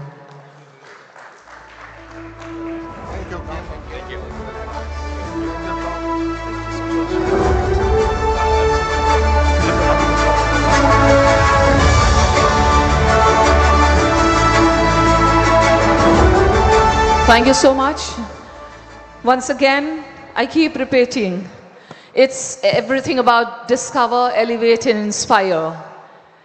And keeping the time in mind, I think we are going to take a lunch break for 1 hour, and we'll come back for the next plenary sessions immediately after lunch.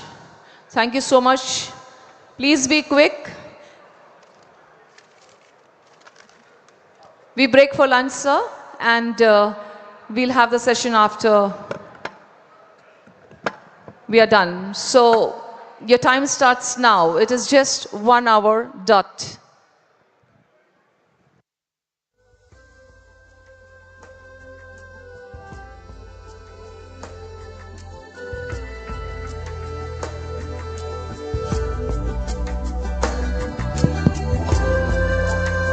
The autobiography of our past President Raja Sabu is available at the table on your left when you're going out. Please go and procure those copies. You may get an autograph from our doyen of Rotary World, Raja Sabu. The autobiography is available there. Only limited quantity is there. First come, first served, it will be given. Thank you so much. I repeat again, we are breaking for lunch. I request all of you all who are seated in the audience to kindly finish your lunch and assemble back into the auditorium in next 1 hour's time. Thank you so much.